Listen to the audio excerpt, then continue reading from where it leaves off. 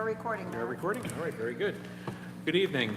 Welcome to the July 22nd, 2024 Township Committee meeting held at 7 o'clock or there so at the Municipal Building, 770 Coopertown Road in Delanco. Can I have a roll call, please, Janice? Ms. Fitzpatrick. Here. Mr. Elect. Here. Ms. Seuss. Here. Mr. Templeton is absent, and Mr. Bartlett. Here. Also present, Mr. Schwab, our Township Administrator, Mr. Fox, our Township Engineer, Mr. Coleman, filling in for Mr. Heinhold as Township Solicitor, Mrs. Lohr, our Municipal Clerk, Mrs. Russell, our Deputy Municipal Clerk, Mr. Fenimore, Superintendent of Public Works, Lieutenant Warren, Police Department, and that is everybody. Will you please rise for the flag salute? I pledge allegiance to the flag of the United States of America and to the republic for which it stands, one nation, under God, indivisible, with liberty and justice for all. The sunshine statement, please, Janice. Please be advised that proper notice of this meeting has been given in compliance with the Open Public Meetings Act in the following manner. Written notice has been mailed to the Burlington County Times and Courier Post and published in the January 4th, 2024 editions. Notice of the meeting date change for this meeting was published in the July 3rd, 2024 editions of the Burlington County Times and Courier Post. And written notice has been posted on the official bulletin board of the Township of Delanco at least 48 hours prior to the meeting. This meeting of the Delanco Township Committee may be transmitted via live stream on YouTube video. Streaming of the meeting is not intended to be relied upon as formal public access under the Open Public Meetings Act. And if the technology is disrupted for any reason, the township meeting will proceed in person as an official meeting in accord with the official notice. Thank you very much, Janice. First item on the agenda for this evening is a presentation from the Burlington County Joint Insurance Fund regarding the membership renewal. Good evening. Good evening. Steve Walsh with Barclay Insurance. I serve as the risk management consultant for Delanco Township. Delanco Township has had their property and casualty insurance for many years in the Burlington County Joint Insurance Fund. Membership in the program requires a 3-year commitment. Your 3-year renewal term is coming up this year. With me tonight is Paul Viola with AJ Gallagher. They are the administrator for the Burlington County Joint Insurance Fund. We're going to take a few minutes tonight just to update you on the Burlington County Joint Insurance Fund. Thank you, Steve. Well, good evening. My name is Paul Viola. I serve as the executive director of the Delanco JIP since its formation in 1991. I worked with Roseanne Ramirez back then to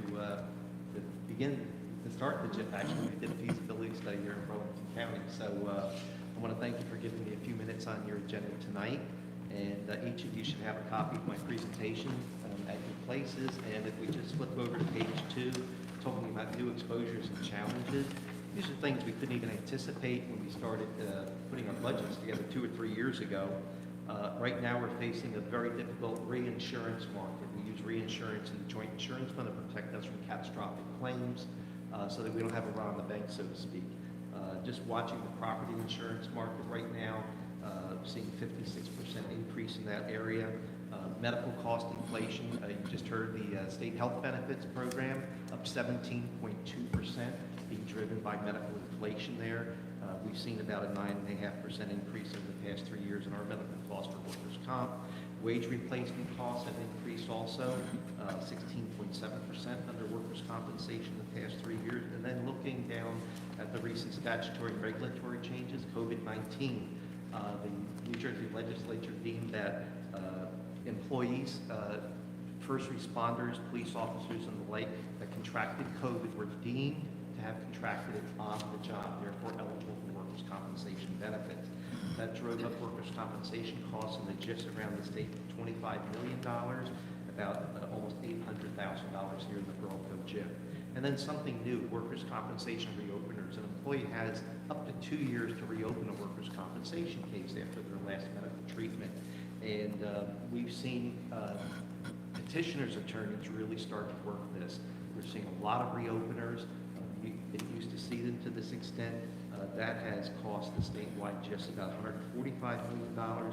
Here in Burlington County alone, an additional $3 million in And then the pension offset, where the state pension decided that workers' compensation on total disabilities would take first crack, and that's also added another 13 million statewide and about 1.1 million in the Borough GIF. So these are things that just put pressure on the Borough GIF budget. And then just looking at the police department, it's a really tough job today to be a police officer.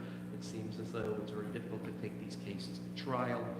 Here in New Jersey, departments have paid at least $87 million since 2019 to settle allegation claims against their police officers. So all of these factors do add up. And then flipping over to page 3, talking about this, this is not just a New Jersey situation. This is a worldwide insurance crisis that's occurring right now. It's affecting personal and commercial insurance. I just saw an article this morning.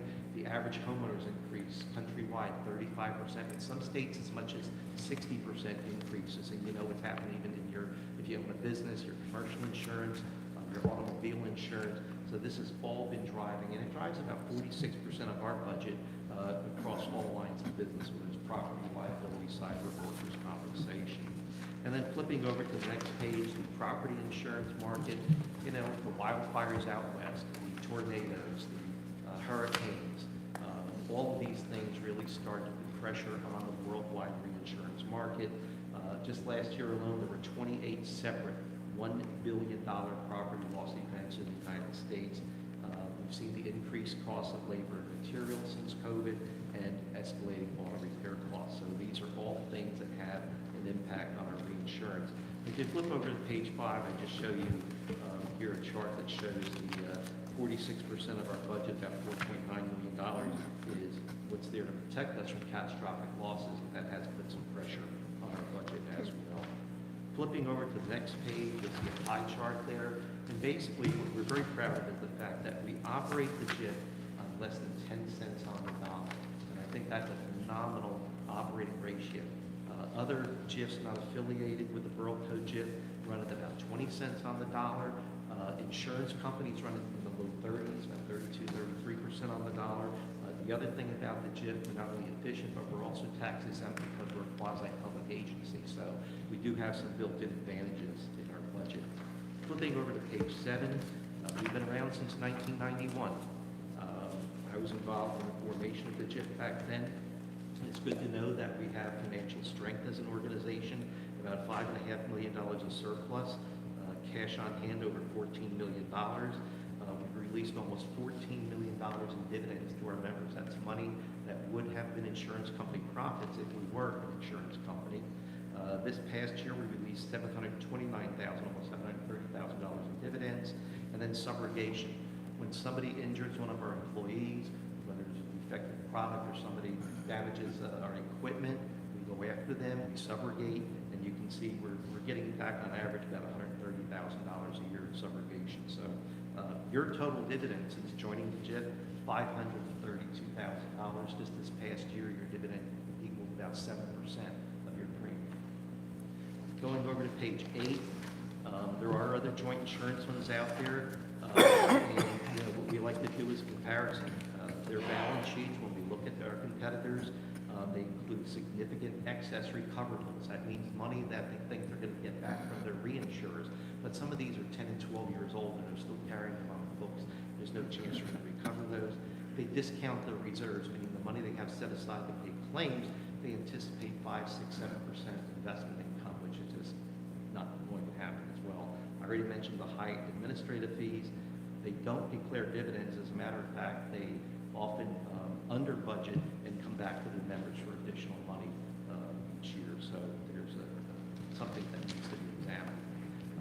Going over to page 9, I just talked about the value proposition of the Borough GIF, the safety and risk management training that we offer, also the New Jersey Environmental Joint Insurance Fund, the Employment Practices Liability, Public Officials Liability Programs, the Employment Practices Liability Helpline, the cyber risk support, and the claims management, which I'll go into detail on another slide. And then just moving over to page 10, the training. I think is so very, very important, making sure that your managers and supervisors get trained in hostile work environment, sexual harassment, things of that nature. We trained over 700 managers and supervisors here in Burlington County last year. We do a separate training for police command staff. We have 480 command staff officers specialized training for your rank and file employees. We do the elected officials training early each year, and then we also have a special program for your land use board. And then on the other side of the equation is safety. We do on-site loss control visits. We have loss control representatives that come out. They don't just count fire extinguishers. They meet with your supervisors. They talk about safety committee meetings, monitoring accidents, looking to do accident reviews, things of that nature. We conduct training right here in Burlington County. We have the Mel Safety Institute where your employees can do training online so that they don't have to leave town to get that training. And we've seen an increase in training this past year of 9%. If you look at the next page, on page 11, this really is very dramatic. It shows a correlation between the training episodes and the lost time accident frequency. Lost time accidents is where an employee is injured so much that they're out of work for a period of time. And so, I like to say that safety pays. Well, this really demonstrates the fact that that training does make a difference, and you folks can participate in those programs. Turning to page 12, risk management, I say, is like a step beyond safety. We have the TULIP program, which is very valuable. Say an outside organization wants to use one of your facilities to hold a Sweet 16 party, or maybe it's an outside organization that wants to hold some kind of a fundraiser. They need to have their own insurance, and oftentimes they don't. So they can come in, working with Steve Walsh, they can go online, they can get a $1 million liability policy for the event, and automatically name your town as an additional insured. You get a certificate of insurance. It's very inexpensive, and you don't need to be involved in it at all. You just get to the website, and it flows through. Certificate of insurance guidelines. We want to make sure that people that are coming in to do work for the municipality have proper insurance. We just updated those guidelines. They're online. Obviously, the coverage for somebody that's just coming in to paint the building might not require as high limit as somebody's doing a painting project for you. And then the model indemnification agreements. Contractors, their attorneys put the contract together and they present it to you. And oftentimes they have what's known as a reverse hold harmless. It basically says that anything that happens on the job that goes wrong, it's Delanco's responsibility. We want to make sure that we flip those things around and make sure that the contractor, after all you're paying to do the job, has proper insurance and they indemnify you and your employees for any accidents or work that they do. Flipping over to page 13, you are a member of the New Jersey Environmental Risk Management Fund. This provides protection for any pollution liability events that may occur, provides third-party liability coverage, on-site cleaning cost coverage, protects you as public officials. Also provides de minimis abandoned waste site coverage, also your storage tank systems, and we do have engineers that come out, they work with you, they inspect your systems, and provide regulatory guidance so that if, for example, there's a spill in the public works yard, call the 800 number, they come right out, he comes out, and will deal with them, they will assist in that process, and they have a great website as well. And then page 14, the Cyber Risk Management Fund. We used to purchase cyber coverage for our members in the commercial market. That became cost prohibitive. It was very difficult to purchase that coverage. It became very, very expensive. So a couple of years ago, we had the actuaries do a study on our membership and say, what if we self-funded the cyber liability program? And basically, we have 3 tiers of coverage. Actually 4 tiers of coverage. But the member really has no protection in place. They don't have firewalls, they don't have passwords. They're going to have a $50,000 deductible, and they're going to pay $60,000 of the next $300,000 of the claim for a total of $110,000. If they simply put in some basic security measures, there's only a $35,000 deductible. They move up the level to the intermediate security, it's only a $20,000 deductible, and then advanced security, there's no deductible at all. And we feel that this is really the way to provide that coverage, so that the town is doing everything to prevent themselves from being hacked and have no deductible. And the premiums have remained very, very low because of that. Also, we have a representative of Technology or Services Director who is right here in Burlington County, Jerry Caruso. He comes out, works with your IT people to help you come in compliance with these programs. We also do phishing exercises where we try to send emails to your employees and see if we can trick them into clicking on a link. If they do click on that link, they get a 60-second lesson on, hey, this is what you should be looking for next time. You don't have a UPS package waiting for you. And we also do other exercises. We try and penetrate your system, see if there's any open portals and what have you. There's a whole variety of programs there page 15. Try as we may, we can't prevent every claim from occurring. We're not working with machine robots, we're working with humans, and accidents do sometimes happen. Transitional duty has been a great program. It's when a doctor says, you know, Bill can come back to work, but with limited duty until I see him again in 3 weeks. So no lifting over 25 pounds. And that allows the employee to come back in, do something for overtime. There's always something you can use an employee for. And we used almost 60% of those days this past year and saved about $121,000 in family costs by doing that. We also use our own managed care network. It's a network within a network where we choose the best possible physicians in the area, specialists that know exactly how to treat occupational injuries. We feel that spending that money up front saves money in the long run because employees can get better more quickly. We have a great defense panel right here in Burlington County. These are attorneys that are familiar with the local attorney bar, they know the court venue, and they specialize in defense of public entities, especially in the strong use of Title 59 defenses.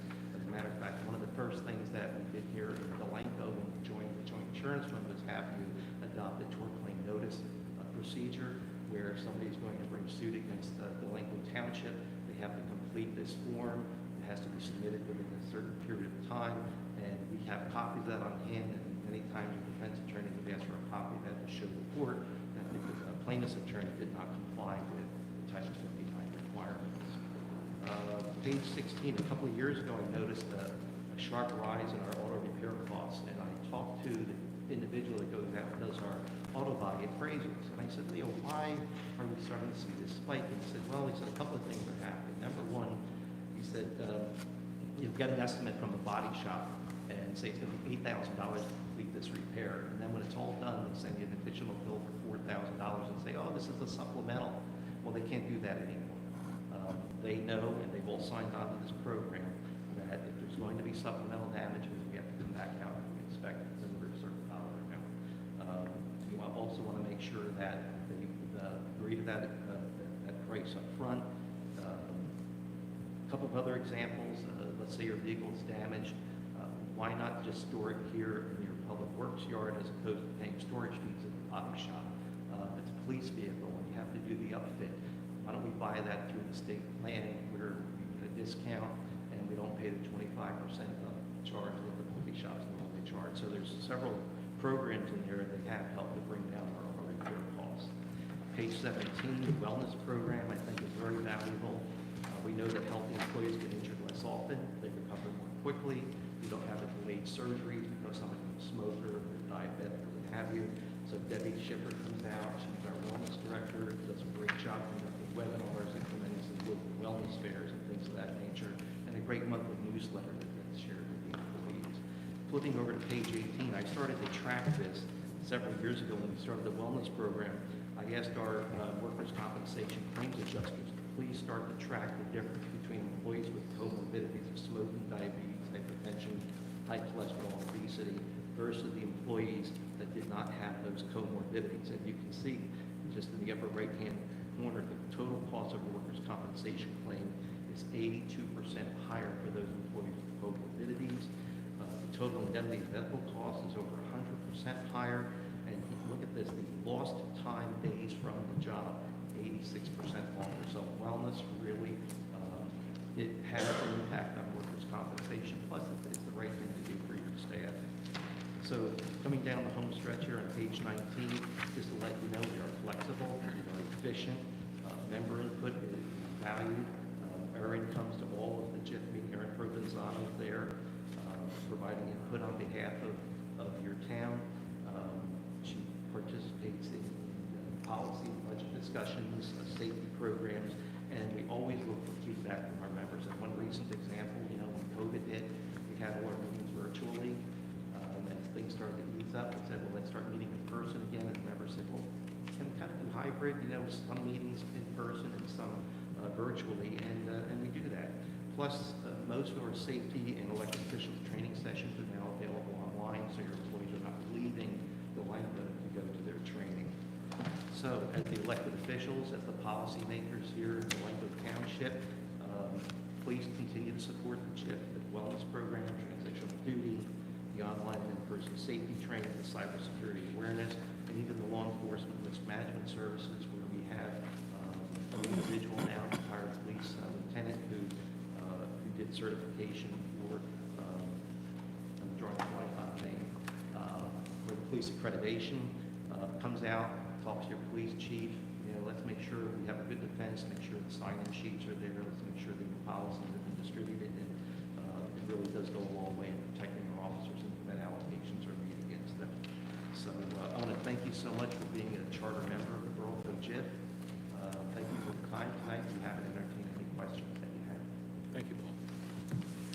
Anyone have any questions? No, Okay. I'm just glad that we've been a member for as long as we have, and I can see the benefits that we've had through the years, and thanks Steve for being our representative there. All right, Very have a good. good evening. Let's go Phillies. Absolutely, Paul. Thank you. Thank you, Paul. Thank you, Steve. All right, next item on the agenda tonight, we have another presentation, traffic study proposal. Mr. Doherty. Good evening, Mayor and Council. Tonight I have with me Spencer Slack, who is with our transportation group at Benoni, and I'm Hugh Doherty with Benoni Associates. I believe in front of you, you have our proposal dated, last revised December 27, 2023.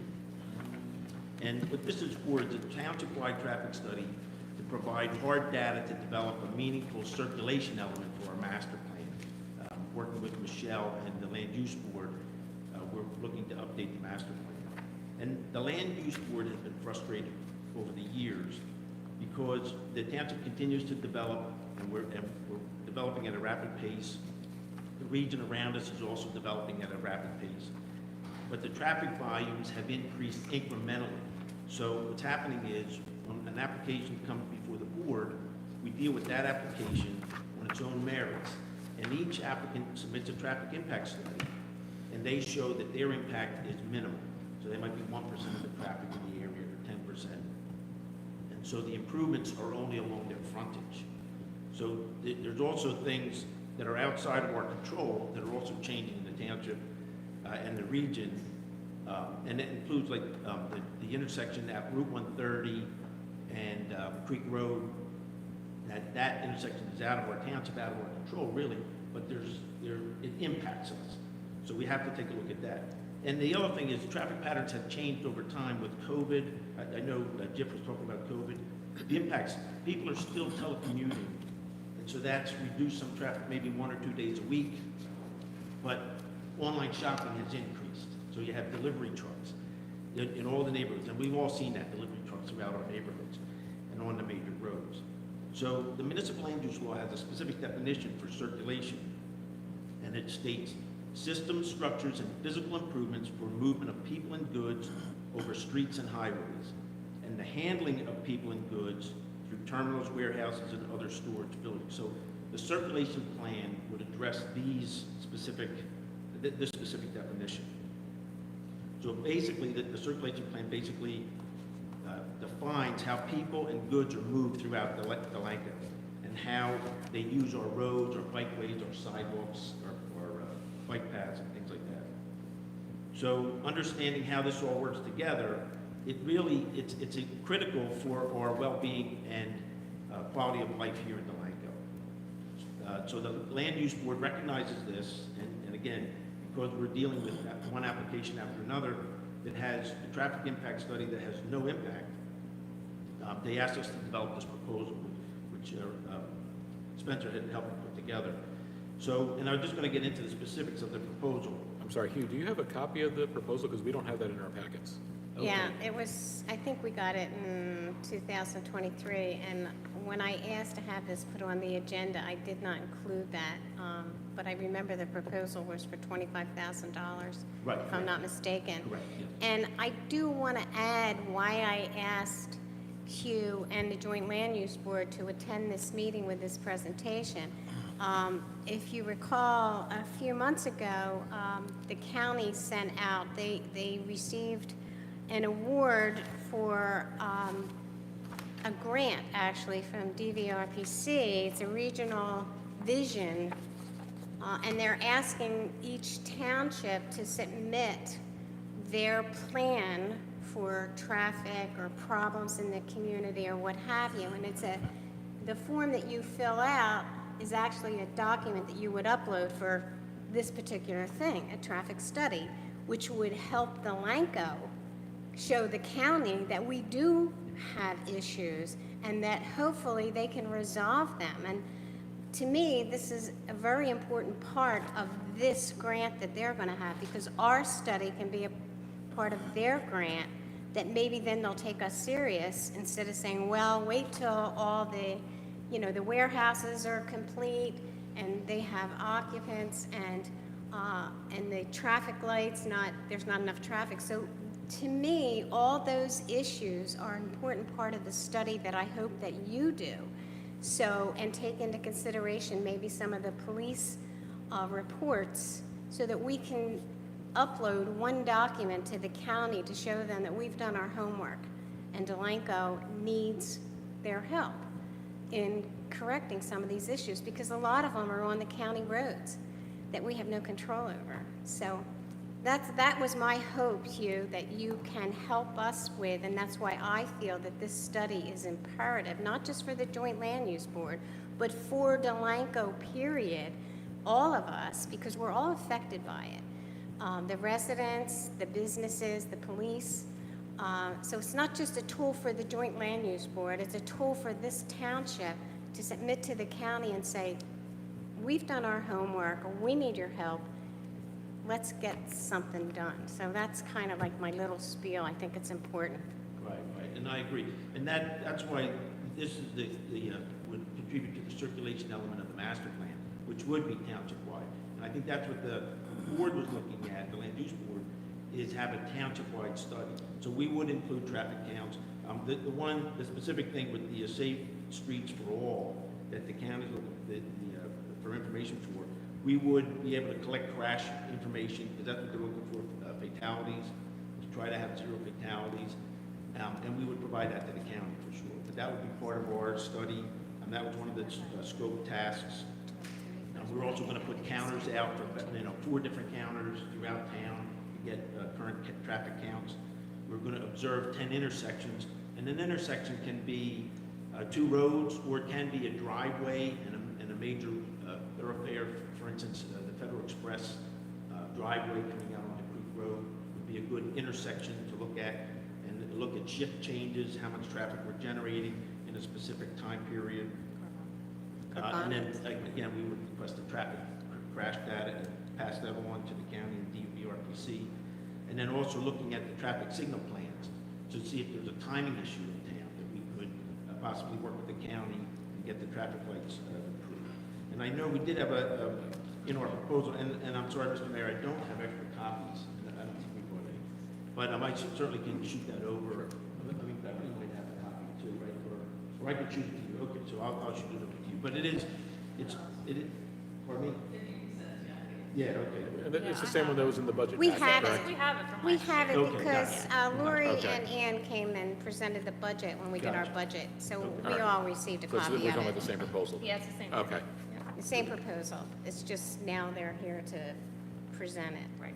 But the idea, the overall idea would be is that we would present recommendations so that we would have specific remedies. So as applicants, so not only from a township standpoint, but as applicants coming before the board, we would have capital projects, potentially maybe it's a widening or a left-hand turn lane or an additional bikeway, and we could have the applicants submit their pro rata share for that improvement. So if it's an off-track improvement, but they are now, we can define, hey, you're contributing so much traffic to that location, you would pay X dollars. So it's an idea that we would have these capital projects, possibly even for the township to fund, but also have applicants to fund. How can we enforce that, though, if these are all county roads?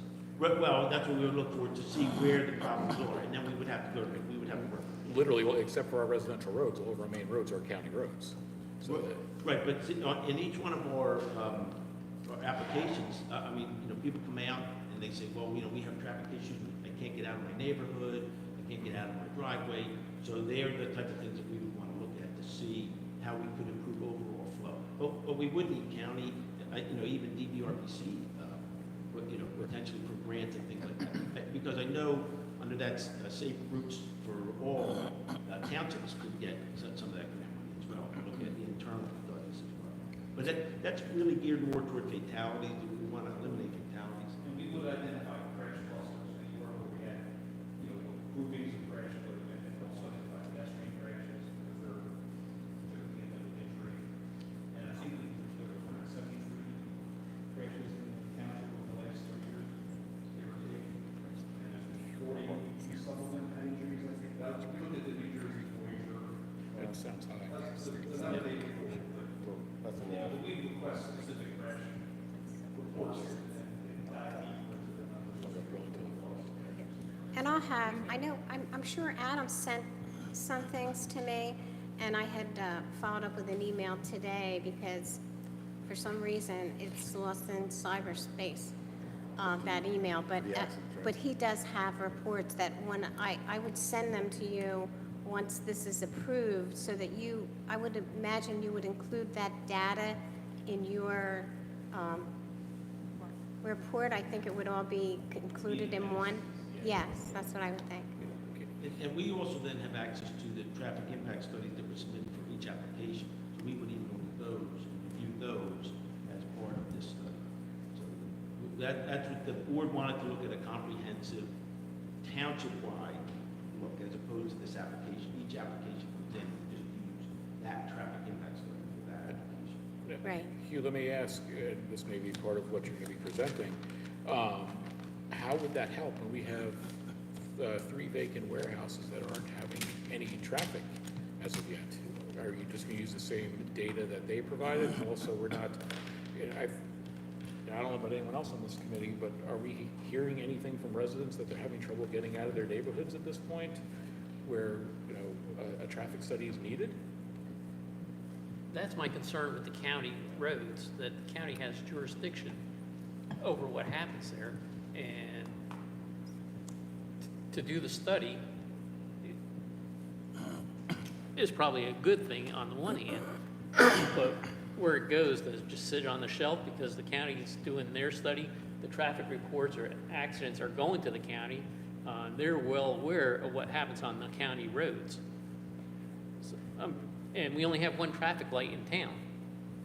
And all of our major roads are county roads. All county Yeah. roads. I mean, we can't even get the county to fix stupid issues like the flooding over the bridge, which we've been dealing with for years. So I don't have any faith that they're going to do anything with this report, but put it on a shelf, kind of like we did with the other that plan. one, yeah. That's just sitting on a shelf somewhere at the state. I kind of disagree because I think, number one, this would benefit the Joint Land Use Board, as Hugh had indicated, with each individual application that they have to deal with, instead of someone coming in with their traffic study, which is always to their benefit. As long as I've been on the township committee, they always have a traffic study that's always to benefit whoever it is that's coming in with a proposal. So it would benefit them, but to me, this study will also show the county, since the county is opening this up to all the municipalities, and I don't know how many municipalities you've done traffic studies for, if you've done any other municipalities in the area, but this is a document from Delanco saying this is a problem, this county road is a problem to us, and this is why. For me, I mean, I do, correspond with the county engineer's office. I meet with them. I've met with them all over many different roads to find lighting or traffic or entrances. Newton's Landing is a big example. And I just feel that this document is better than me meeting a representative from the county and walking an area and show them the lighting or the entrance, that I'm hoping that will cement all the problems we have in town, to show them, hey, these exist, and they exist not just on the roads in Delanco, they exist on the roads in Delanco that the county owns. That's what their study's for. So we need to show them that these roads are a problem, and they can correct it. But will they correct it? That's the issue. Well, Will the they? issue is, why would they be doing this survey just to, I can't imagine that if enough people come forward, enough towns come forward and say, we did our homework, this is gonna help you with your grant to see the problems in the county, and there's several problems in the county. A lot of them could be just road repair, but traffic signals, traffic lights, we could use another light in this town. And I think if you do that survey, you'll see that.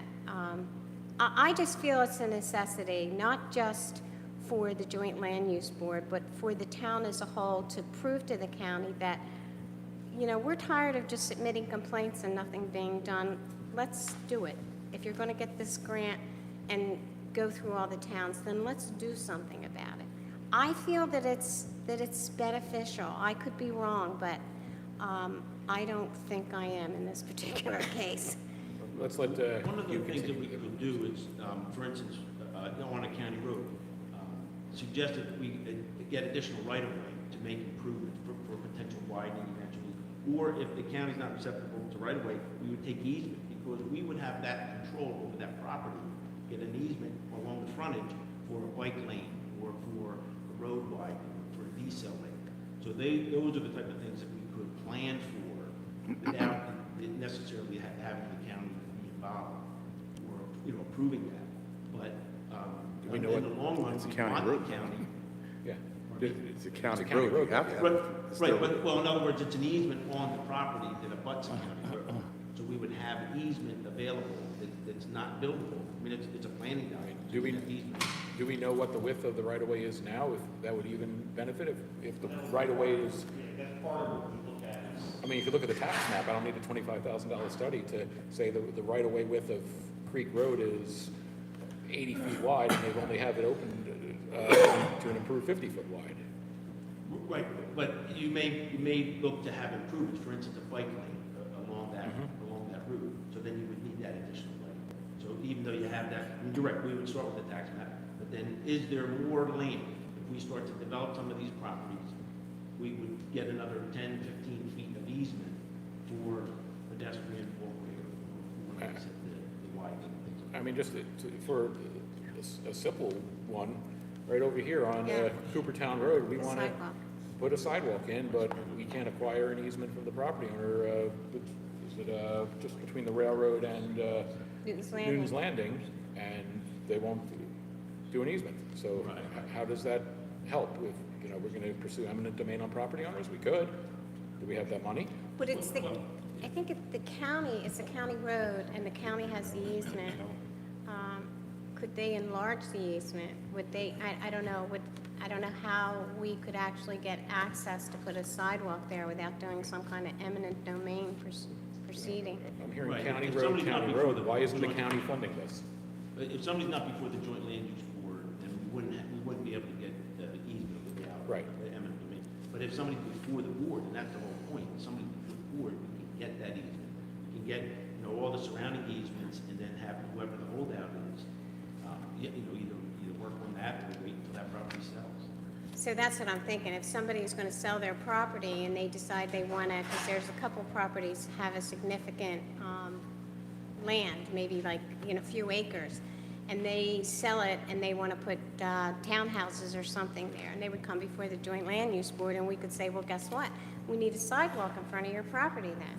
So they would have to, I mean, that in itself would help with 3 of the properties. I mean, it's just a couple houses. That's really what it is. It's not, it's not large I still lots. think that the traffic studies, especially from Creek Road, and on Burlington Avenue, I think sometimes in some places, depending upon if the bridge is closing, people can't get out of their driveways on Burlington Avenue. It's still a county road, but there are issues. There's And there are definitely issues issues, on Burlington and of course, the jug handle out there, that's a state, I'm trying to Right. deal with the state on that issue. I just followed up with an email today. Right. But, and The I- DOT issue is an issue all up and down the board. It is. Warrants.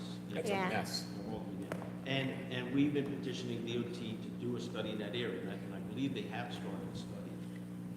And we would want them to bring it down this far to look at the jug handle there. they've had all these intersections under construction with new traffic lights, God, the last 8 years now, and it looks like they're just sitting there. The lights have been bagged up, the signs have been bagged, partial work done on sidewalks and curbs, all up and down Route 130, all the way from Burlington City, all the way to Edgewater Park, the north end of Burlington City to Edgewater Park, just sitting there. I do know that there's supply chain issues in a lot of cases. It might be something that, I don't know. It's been years. Have you done these studies for other communities in the area? Yes, yeah, we have. We do traffic studies for, individual sites, but as well as the township type studies. Our traffic department gets involved. And have they found them to be, beneficial to not just the Joint Land Use Board, but for any other use? Mostly it would be Joint Land Use Board, I guess, but Well, it's master plan, so it's the master plan that really covers what this council would be looking for. So, the circulation element includes the bikeways, and that's something that post-COVID, more people are out on bicycles. Yes. Like you said, the pedestrian walkways Walking. and things like that, which we don't have a lot of, quite frankly. So that we would look at, that the master plan would link those areas. So wherever we can get right of way, or wherever we can make improvements, we would do it based on the master plan. So what roadways are we talking about that would be a part of this traffic study? Well, that's what we would sit down and go through with the land use board and council, and just work out where we want to put them. I mean, even the 4 traffic counters, we look at which roadways we really want to focus on. We haven't really designated anything at the moment. No, it would be coordination. It's county to identify, you guys are more familiar with the area than we are, right off the bat. So identifying areas of concern for you guys and then collect data based on those. Is 4 traffic counters enough? We thought there was. We have 4 ATRs, which are going to collect a week's worth of data, collect volume, speed, class. So they're going to be primarily on the major roadways. We've got 10 intersection traffic counts, which we assume to be 6 hours to cover an A and an A and B and B period, at up to 10 locations, which are going to give us an idea of the turning counts, pedestrian activity, bike activity. The 4 ATRs, which kind of get, really, you're kind of putting the outskirts of the township, trying to figure out what the volumes are coming into the township from outside. And we do have traffic studies from the applicants that it's presented And to. there are a couple on the DOT website that were done last year. We use those to supplement. Just for example, I think we know for a fact that a major intersection in town where we have a lot of traffic incidents. Lieutenant Warren, correct me if I'm wrong, Burlington Avenue and Union, or Burlington and Walnut, right there. I can tell you in the last 6 months, we've probably had at least 1 per month right at that intersection. So, only because I've been out there. And let's just say your traffic study includes that. What would the traffic study recommend? I'm not going to tell you to give me the recommendation right now, but what's the traffic study going to recommend? Put a traffic signal there, or? We would run through the NETCD warrants for a multi-way stop traffic. And basically, we're seeing warrants based on the volumes of the crashes. Right. Run through the warrants, develop the recommendation, and then present that as part of the. I guess the issue though too would be, for example, those 4-way stops, there's signage already there. So again, the other issue you brought up, as far as the road, it's a county road. Right. So they're not gonna put a light at Walnut and Burlington Avenue or Walnut and Union. There's already signage there for a 4-way stop. Because a lot of it comes to operator error. Right? And the study's not gonna change operator error. Recommend rumble strips, which may not be good in the residential area, but maybe. But you normally don't put them in the residential area, Yeah, right? but So- we can try to come up with some additional sign or some There- pavement markings with an advanced sign. Okay, if you're looking for more stop sign, more stop sign. Right. Yeah. But you can try and bring, enhance the sign and striking, try and, get people to pay. But again, though, the issue, as Mayor Bartlett mentioned, that would be upon the county to facilitate that, Right. which they're not doing. So we need a willing participant in the county to be able to facilitate that. Well, if we show them a study that indicates that they should be doing something more than they're doing, then I don't know how they can just stick their nose up to it, excuse me. But I mean, I think that's what we're trying to do, in addition to the master plan and giving the Joint Land Use Board a tool for. I thought the major issue originally was Coopertown. No, this course. is for the, I mean, I think there are several areas in town that need to be addressed. And, Oh, you mean at the warehouses? Yeah. Yeah. Yeah, that's a huge concern, and I am concerned that they're vacant. And I know you're gonna base it on what they were allowed to have, essentially, what was approved for. So, I mean, I guess we can gauge it off of that, but because the traffic is going to increase, and we don't know what else is going to happen with the other businesses in our industrial area, because they could change, and it could be more flow or less flow. We don't know, so it's something that you just anticipate.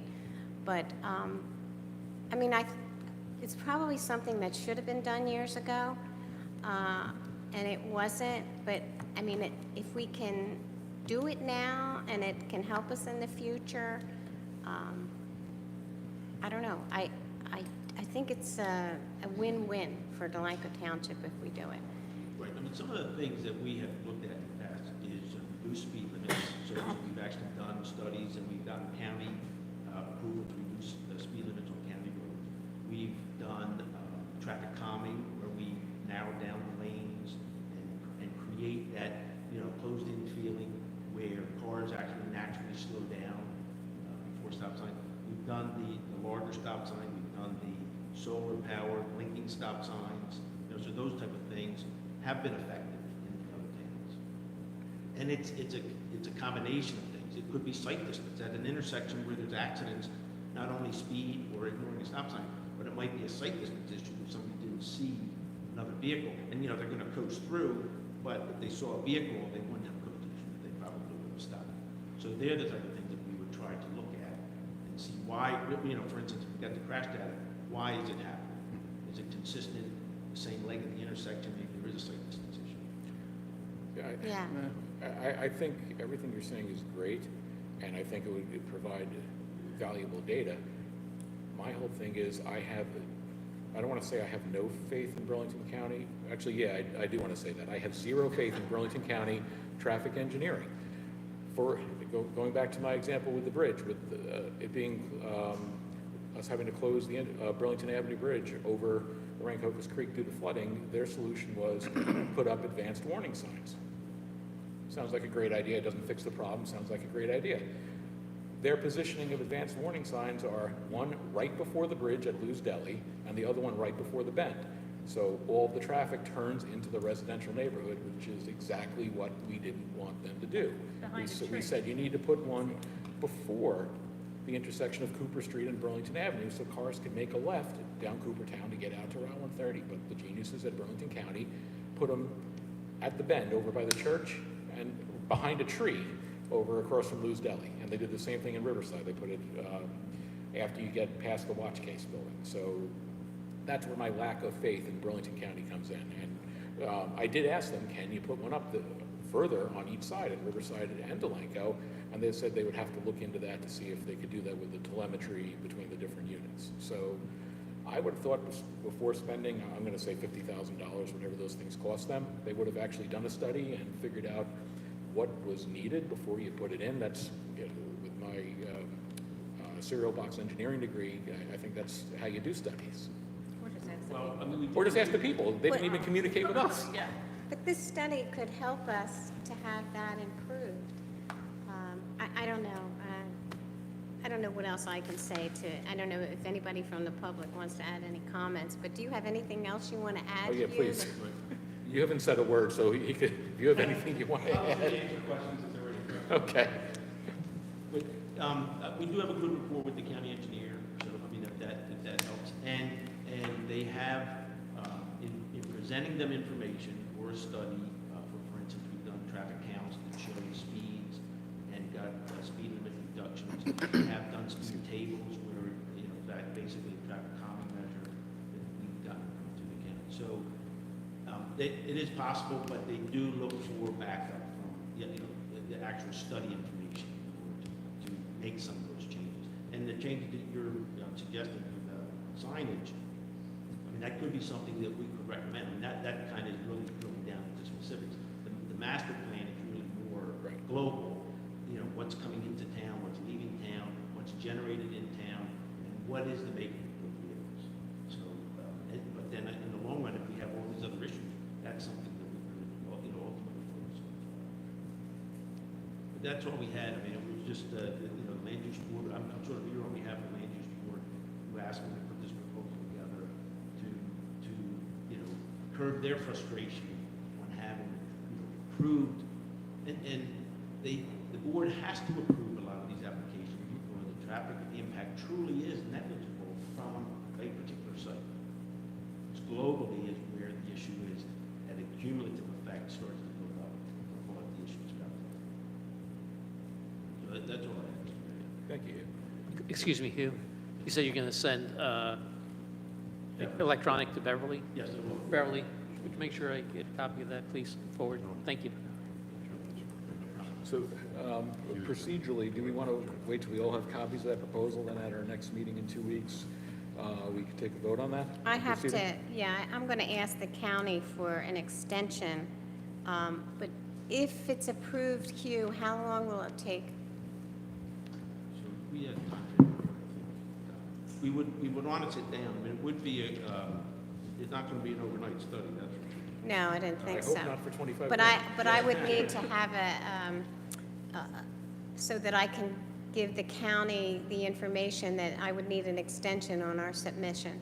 Realistically, this is not the best time of year when it's traffic count. Yeah, because, Not getting normal Vacations, traffic the school buses. Yeah, right. so it wouldn't start till maybe September? Okay, all right. What's the due date on the, July 31st, Oh. but I would ask for an extension next week. until October something. Yeah. And there's no reason why they wouldn't give it, because I did ask them, and they said they would give an extension if I needed it. So I'm not worried about that. Actually, I would email Dave and ask him about that, and I would say maybe October 31st. Could we have it by then, if it was approved? Yeah, I don't see that being, right, even if we came up with some of the things we wanted to be addressed within that, we could kind of fast track some recommendations we want to include, still deliver maybe the overall report at a later date. We could fast track the document and include. Right, because most of the issues, in addition to what you would be doing for the master plan, but most of the issues, to me, that would go to the county are on county roads. That really are for their, for them to see that these are the issues Delanco has with your roads. But thank you. And I think maybe Lori, or I don't know if Lori wants to add anything to this presentation? No, I was just gonna talk about the delay of starting the study because of September and going back to school and things like that, that need to be included in the overall. But as Hugh said, I've been on the Joint Land Use Board for many years, and what happens when a development comes in, as anybody who's sat in on our board meetings, they present a traffic study that shows that they're not detrimental to the level of service in any of the roads, and as you said, we really have no recourse but to approve their applications when cumulatively, like you're saying with the warehouses, they're not even occupied yet. What's that gonna look like? We're already having problems. Right. So, and we've all, I think, decided that we should have done this study years ago, but we haven't. So Right. here we are. Either we can keep letting these things accumulate and accumulate and accumulate and get worse, or we can establish that baseline now and then have this tool, this document, to go to other agencies, either get grant money, either ask applicants to contribute to improvements, or to go to the county and say, we really do have issues, Yeah. and these need to be resolved. And they may just put it on the shelf, but it's up to us then to continue to follow through on these things until things get addressed. Exactly. Otherwise, nothing's gonna get done, and it's just gonna continue to get worse and worse and worse, and I don't think any of us want that. Right. So I appreciate your consideration. Thank you. Thank you. Lori. And Lori, my frustration isn't with the county as a whole. So your department, no, I Ann's know. department, this county engineering. Your solid waste collection or disposal is okay, right? Your recycling thing. Yes, recycling and trash, great. And I've been with the county for almost 40 years, and the commissioners will respond if you hand them a document that says, your engineer's wrong, here is the proof, get some press on it, and it legitimizes your concerns. But Yes. you've got to go through those steps, otherwise it's just a committee person's word against the county engineer. Benoni certainly has a phenomenal reputation. The county I'm sure. uses them for their projects. It gives the document to go to the county and say, enough is enough. We have to address this. So you go to war. Yes. But you need the tools. thank you, Ann. Thank you, Thank you Ann. very much, and thank you to the other members of the planning board. I see Bill and Carl out there this evening as well. We'll look forward to discussing it, make a decision on the next meeting, which is August 5th? Fifth, Fifth, yes, yeah. okay, I don't know how it's good. August And already, then, but so yeah. I will talk to the county and make sure I can have an extension to October 31st. Very good. Okay. Thank you, Hugh. Thank you. Thank you. Thank you, John. Thanks, Hugh, thanks. You're more than welcome to stay. You don't have to leave. Thank you, Ann and Lori, for coming out. Thank you. All right, meeting is now open to the public for any comments or questions. This is session number 1. If you have a comment or question, please approach the podium, give your name and address for the record, and there will be another public comment session later on this evening. Meeting's open to the public. Looking at you, Ray. Nothing? You're kidding. Wow. The Phillies are going to win the pennant, too. Jeez. All right. Okay, all right. Anybody else? All right, we'll close this portion of the meeting to the public. And again, there'll be one later on. Let's go to comments and reports from the professionals. Let's start with, to my right, Mr. Fox. Thank you, Mayor. Looking up to on our various projects.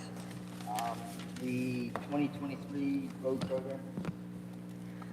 The 2023 road program that Earl Paving did over the past several months. They did come out and start their punch list work. They haven't completed it, and there's another intersection that I have to have them address on Union and Third. But they did start on the punch list work, and they're moving on. The parking lot and Field of Dreams in Iowa, that contractor performed his punch list work. He's basically complete. He's got to do some touch-up work on striping, and we also have to restripe Newton's Landing and River's Edge. Other than that, that's all complete. We did have the speed bumps installed. John's department installed the speed bumps, as you know, for the zooms. That came out pretty well. We have the bumper blocks in, and I believe the speed limit signs are going up shortly. Excuse me, Harry, with the parking lot here, right out front, the door, we have a handicap spot, and then we have the wheel stop, and currently we have an orange cone that's there so people don't trip coming into the building. Is that gonna be a permanent fixture, having a cone there, or is there another solution? I'll have to look. I don't know why the cone is there. It's, I think, prevent people from tripping, coming into the building. I think that cone was there before they put the bumpers back in. Yeah, I They- think- when the, I think it's just when was the left. rebar was just sticking out of the ground. I think it the was just bumpers. left. Yeah, Yeah. I think someone just needs to pick it up. Yeah. Okay. Yeah, that's probably what it is. Yeah. And I think Public Works is gonna paint the lines on the curbs, now that they have that snazzy new paint Yes. scheme Yes. job. He's going out there right now. Welcome.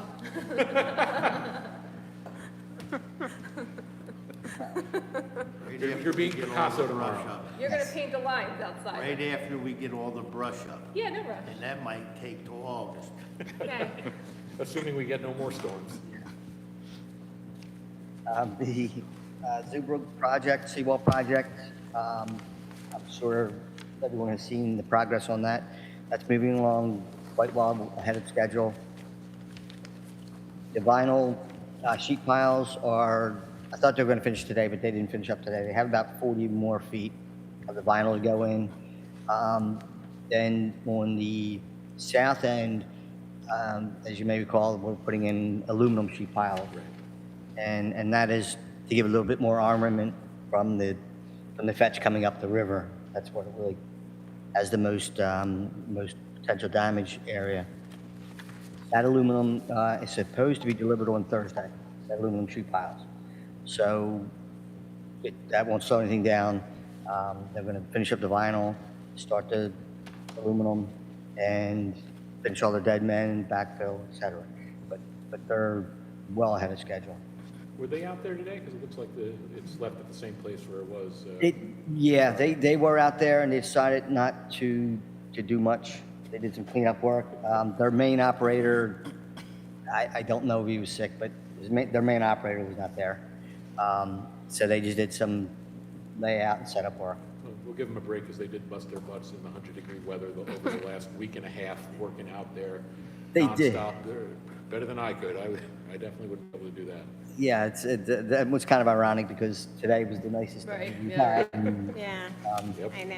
Harry, just a quick question. The pilings that are not like level, are they gonna cut them so that they're all one height or? Okay. Yeah, the round piles. Yeah, just like where they, there's like some are 6 inches higher than the actual vinyl. The actual vinyl, that all gets cut even, and Okay. that's what concrete caps. Yeah. Got Bless it. you. Makes sense. Thanks. Also, the Zubrook drainage pipe. I'm not sure if you're all aware, but there's a drainage pipe that comes from Zubrook Mansion from their stairwell. Right. Right.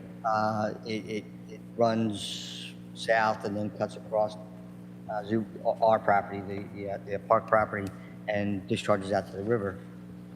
It's an old terracotta pipe.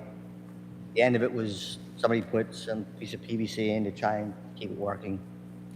When we exposed that, the pipe was in pretty bad shape. Yeah. So I instructed the contractor to replace the pipe with new PVC all the way up to the sidewall. It's a 10-inch PVC pipe, and on the end of it, we're going to put a check valve to stop the floodwaters from going the opposite direction. But we did replace all that pipe, so in the future, there won't be any issues there for a new park. The additional cost was about $5,000. We had the $10,000 allowance built into the contract for specifically this or finding another pipe. So we're good to go with that. Good. And that has been installed. That other PVC pipe that's ground level, it's like 8 inches, is that for the drainage basins that you're putting there? There's a brand new PVC pipe. That's what I'm talking about. That's one Oh, that just okay. came in. Yeah, it goes out about 15 feet from the wall. Yeah. Yeah, that's going to get cut shorter, and then we're going to put some little riprap Yeah, up there too. and it's on the actual dirt. It's on the ground of the riverbed. Yep. Yeah, Yep. okay, That's it. great.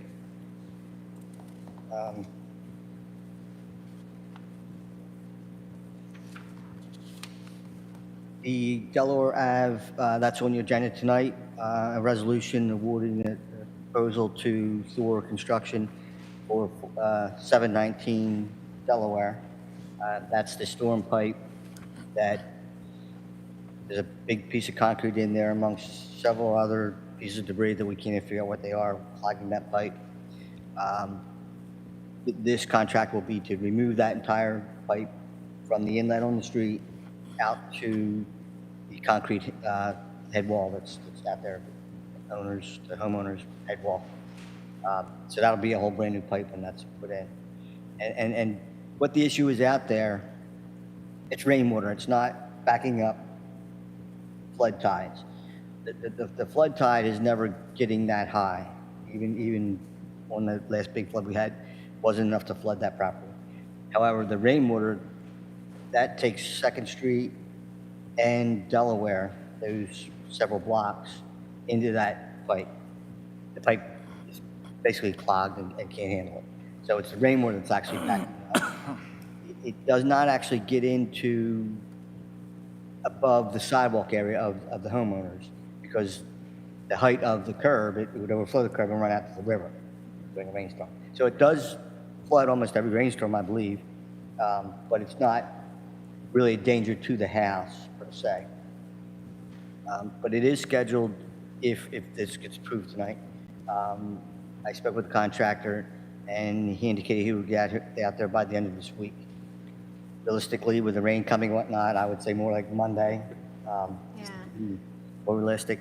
But he will be out there the next week to place that pipe. Great. And you're going to contact the property owner and the son, right? Yes, I will stop, actually, I'm going to stop by tomorrow and speak to the property owner.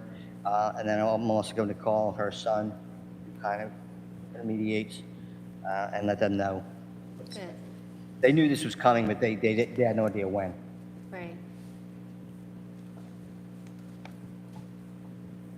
The creek, the Field of Dreams sports lighting, that's going very well as well. The trenching is all done, that's completed, from where the panel's going to go to all the light poles for Field 2, and there's also additional conduit to service Field 1 in the future.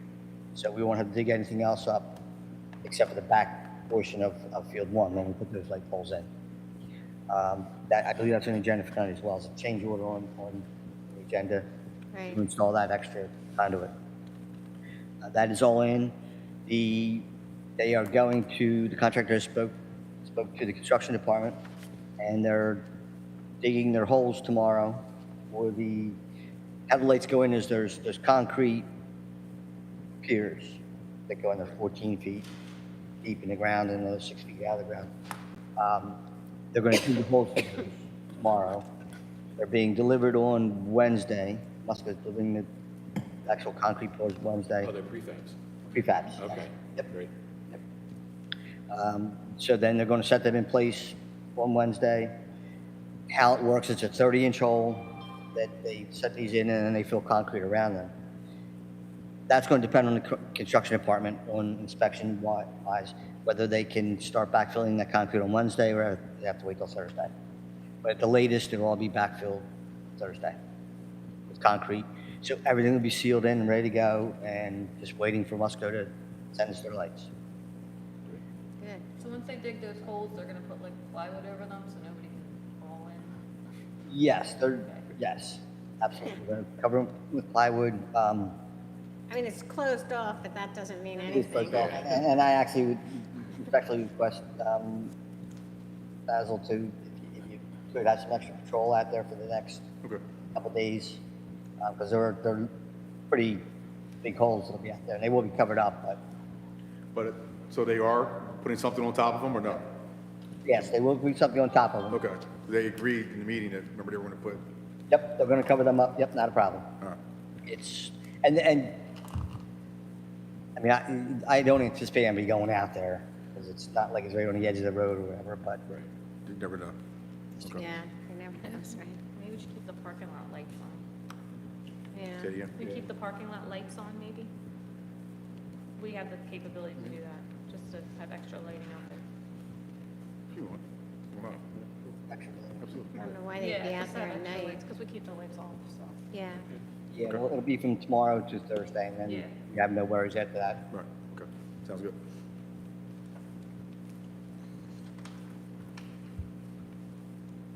The 2023 CDBG grant for the handicap ramps, that contractor did come out and do his punch list work as well. He finished that last week, and I had not had a chance to personally look at it. My inspector looked at it and said it was okay, but I want to look at it. So I will get out there this week to make sure that it's satisfactory. But they did make changes. They had to replace a couple ramps because they were wrong slopes. They had to Oh, they do were some various awful. other things. Do we want to hold that check until Yeah. you get out there personally and Yeah. look at it? Well, we have enough money on retainage. Retainage, okay. Yeah, exactly. All right, good. So we're okay with that. Okay. We'll have a hold on them.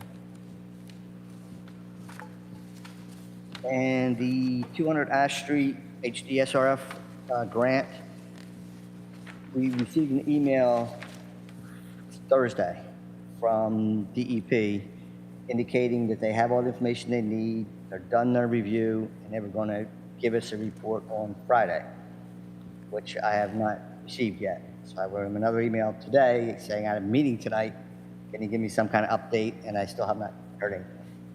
But it's on their desk, they're supposed to have us something by Friday, and Well, it's something. yeah, at least I have something in email and writing stating that Yeah, signs of life. so. Side of- Right. they're backlogged, they're I know. amazing. And that's all I have. Right. The stormwater pollution prevention plan, there were some emails going back and forth last week as far as the status of it. I guess the DEP was asking that. Yes, I have someone assigned to that, and he was out today. I'm checking him tomorrow, but they are on top of that on our office to get that to the state. Do we know if it was completed or they're still? SPP was, I'm going to say it was probably 90% complete. Okay. And then it fell through the cracks. To be honest with you. All right. So they're picking up on that and they're contacting the state. Also, Harry, when do we decide on the handicap ramps for the next year's grant so we can get that moving? How do you want to proceed on that? Yeah, I could meet with whomever would like to be involved with that anytime this, well, I don't know if it's possible tomorrow or not, that's such short notice, but I can meet this week and go over what ramps we want to do. If you just, send out a list of the potentials. I'll do that. All right, send that out, and then we can say whether or not anyone, that's what we did last time, said, this will be what we could afford, but here's some alternatives, so we substituted. But you have that list so we know where we're starting from. Yeah, I'll send you a recommendation tomorrow. Okay. A recommendation, and then we can discuss Just it. drive and look at them and see what we think, John, and everybody. Right. All right, so the August 5th meeting, hopefully we can make a final decision and Yep. get that going. If you get your proposals in like you're going to do for the road stuff, all for that meeting of the 5th, because that's a repetitive kind of thing. There's Yes. nothing new with the CDB grant thing, so you can get that rolling, so we don't run into problems again. Yep. Okay, thank you. Jim McHugh had sent an email about the irrigation needed between fields 3 and 4. I think you were on that. About adding the zone. He's going to take a look at if there's existing wiring that he can tap into, and he's going to give us pricing on that. If there's something he can install or not. He can do it, just what the cost will be if there's existing wiring or not. So he's just going to let us know. Is that something you agree with, that there's needed there? I assume? It was never put in because it was between the two fields and the intent wasn't really to irrigate the whole Yeah, area. But if you want to make everything consistent, yeah. it's certainly, It's clearly bothering him, so. it is, yes. Yeah, because there's, Then yeah, you should can just do see- it then if it's you can see bothering it. you, Yeah. That's do the it. brilliant thing They're that bothers crossed. them, that's important. Yeah. Yeah, he sent a couple emails, Yeah. and I saw Carolyn's reply. Yeah, so it's gonna Phil let us know. asked him too. Phil asked him Yeah, to. he replied directly to Phil and didn't copy us. Oh, I got the So, copy. yeah. I did get the copy that Phil. So he's gonna get pricing for us if Yeah. there is wiring. I'm That's the sure key. If he could tie into the existing wiring Yeah. and pipe, it won't be a big deal. Right, You Yeah. can't, he's got to run it all the way back from the control panel and that's. yeah. That's a big It's deal. gonna cost a couple $1,000. Well, the trencher's out there already, maybe Bog Electric could do that for Yeah. them. Yeah. Yeah, I mean, is it worth it if it's gonna be, $5-6 grand? No, probably not. I would say no, but if No. you're talking about Yeah. a gang or something, Right, I'll tell you what, though, that field, it looks better than I've ever seen it out. I'm sure the guys from Rec sitting at the back would especially, probably especially in agree. July. I Yeah. know, it's, Yeah. it's green, it's Yeah. green as is green on my bottle there. I've he never, was a tremendous, Jim has been a tremendous help, even with our Yes. electric. He was out there, Fix things right myself, away. the electrician and him, finding things, fixing things and working together and he's available at a moment's call. That's, Yeah, he's so local that, Yeah.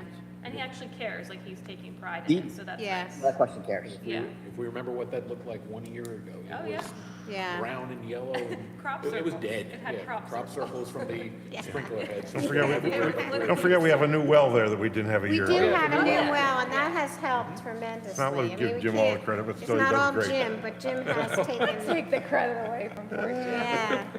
You guys spent a lot of money, so let's not, Yeah, well, but Jim's gonna keep it up. He really cares. He's He responsive and does. he cares. He's What a difference. local and he's doing a great job. now we can just get those trees watered. Yeah.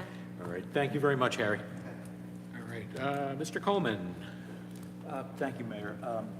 Nothing specific, I'll defer to Mr. Heinold. I did just want to add something with respect to your traffic study. I know you kind of discussed that fairly thoroughly. I represented the Delaware Valley Regional Planning Commission for a number of years, and I would encourage you to get in touch with Tom Stanakinis, like, immediately. Yeah, he sent the email out. Tom's a wonderful advocate for the county towns. This year are all the Pennsylvania towns and counties that are getting funded through the TIP projects. Next year is New Jersey. So Tom's running around through the county right now and collecting applications. There's a whole host of money at the DVRPC that comes through the state and federal government that goes unused every year because the projects don't.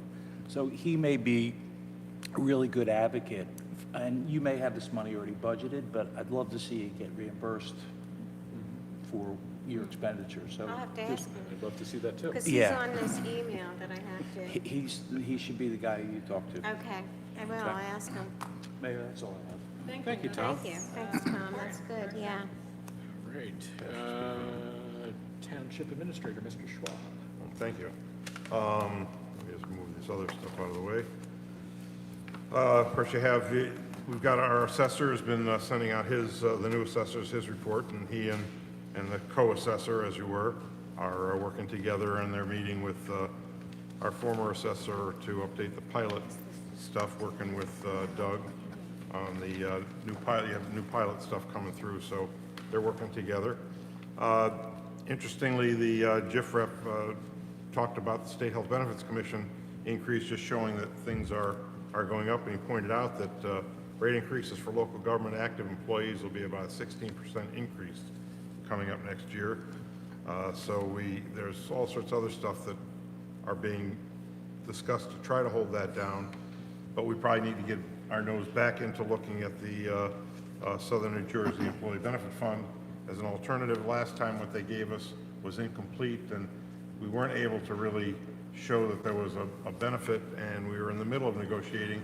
We need to have their people come and prove to our employees that it's equal or better before you start jumping. A lot of towns have just did it, and their unions, associations let it go. Our people were saying, well, can at least somebody come out and talk to us about it? So we'd like to be able to do that. So it's something I got to work on this summer to see if we can't move on. Remember, it's once you move, you're done. So that's the problem. If you It was move a to them. 23% increase last year. Yep. So Yeah, so it's 17. keeps going up.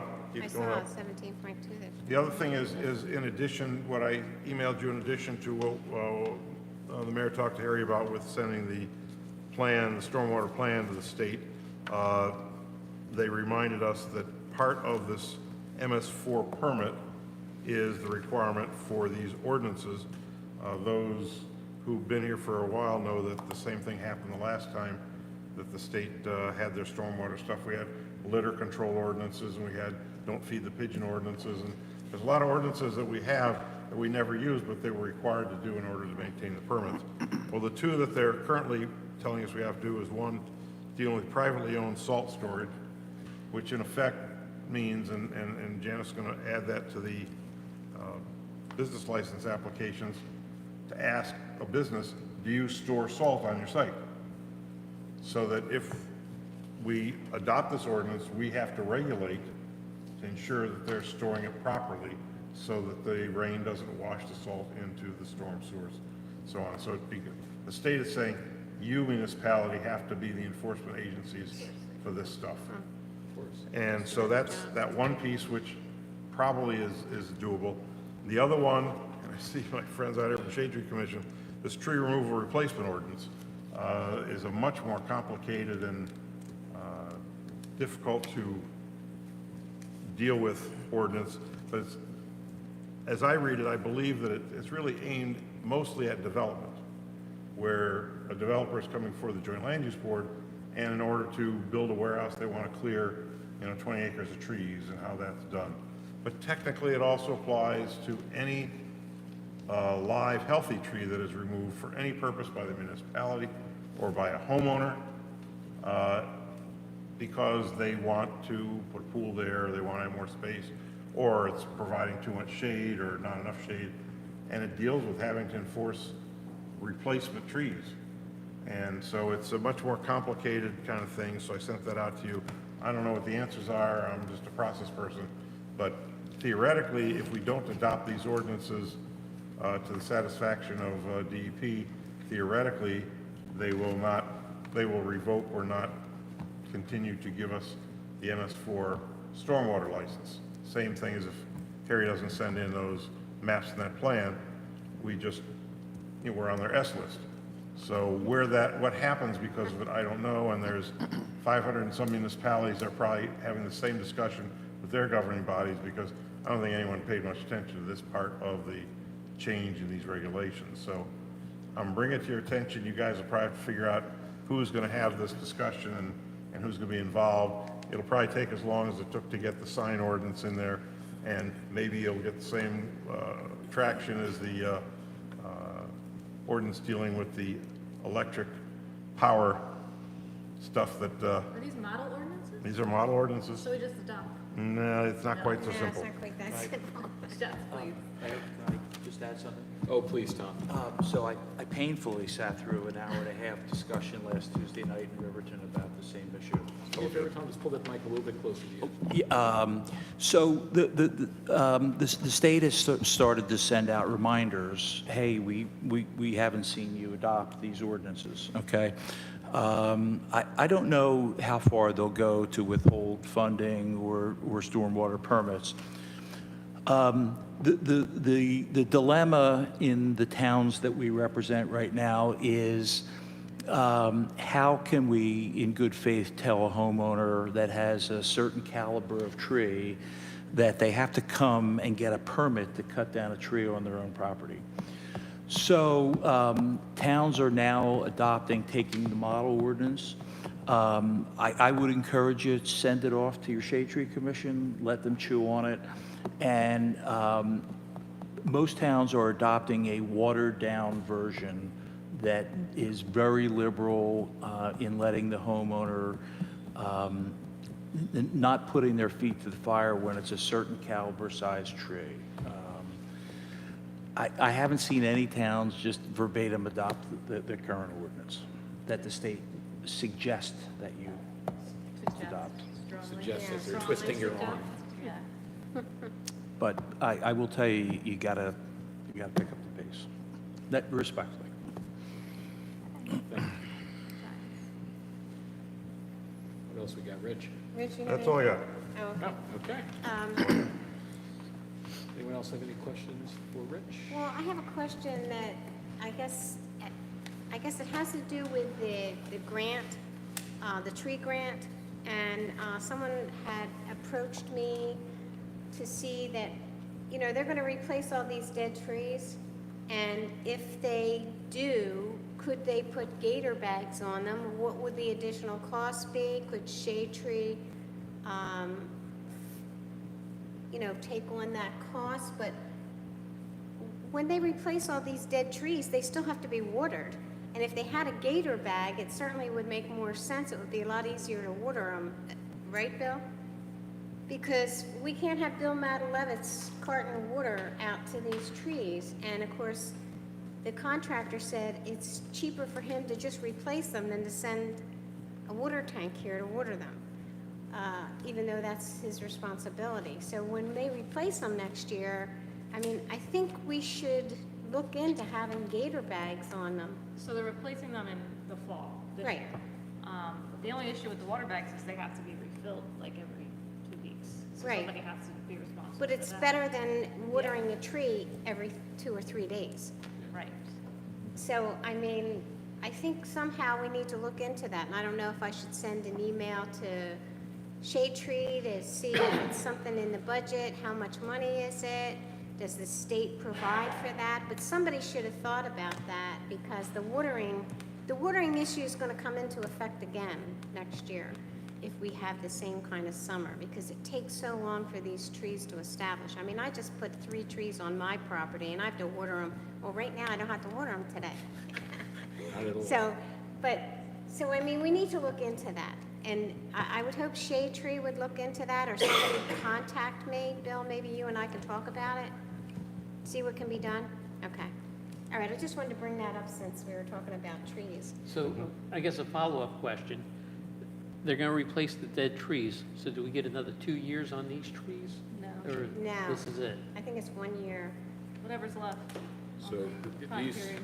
these trees, they gotta live, because otherwise we're losing all this money from the state. So that's why it's important that we make sure that there's a watering mechanism in effect. Right. And if we have these gator bags, it's a lot easier to fill them every so often than, Yeah, I don't- mean, I guess we have an obligation to the taxpayers since the Yeah. township approved this grant. Well, that we have to take look at over that. now since Shade Tree isn't, so we have to make sure. so, yeah, so. I'm just we looking need- on Amazon here, a 4-pack of those Gator bags, $45. We need a lot Yeah, more but than 4. I'm sure like if you got, how many, 100, 200, how many trees to 200? Yeah, Yeah, I think they're only replacing like 50 of them, so.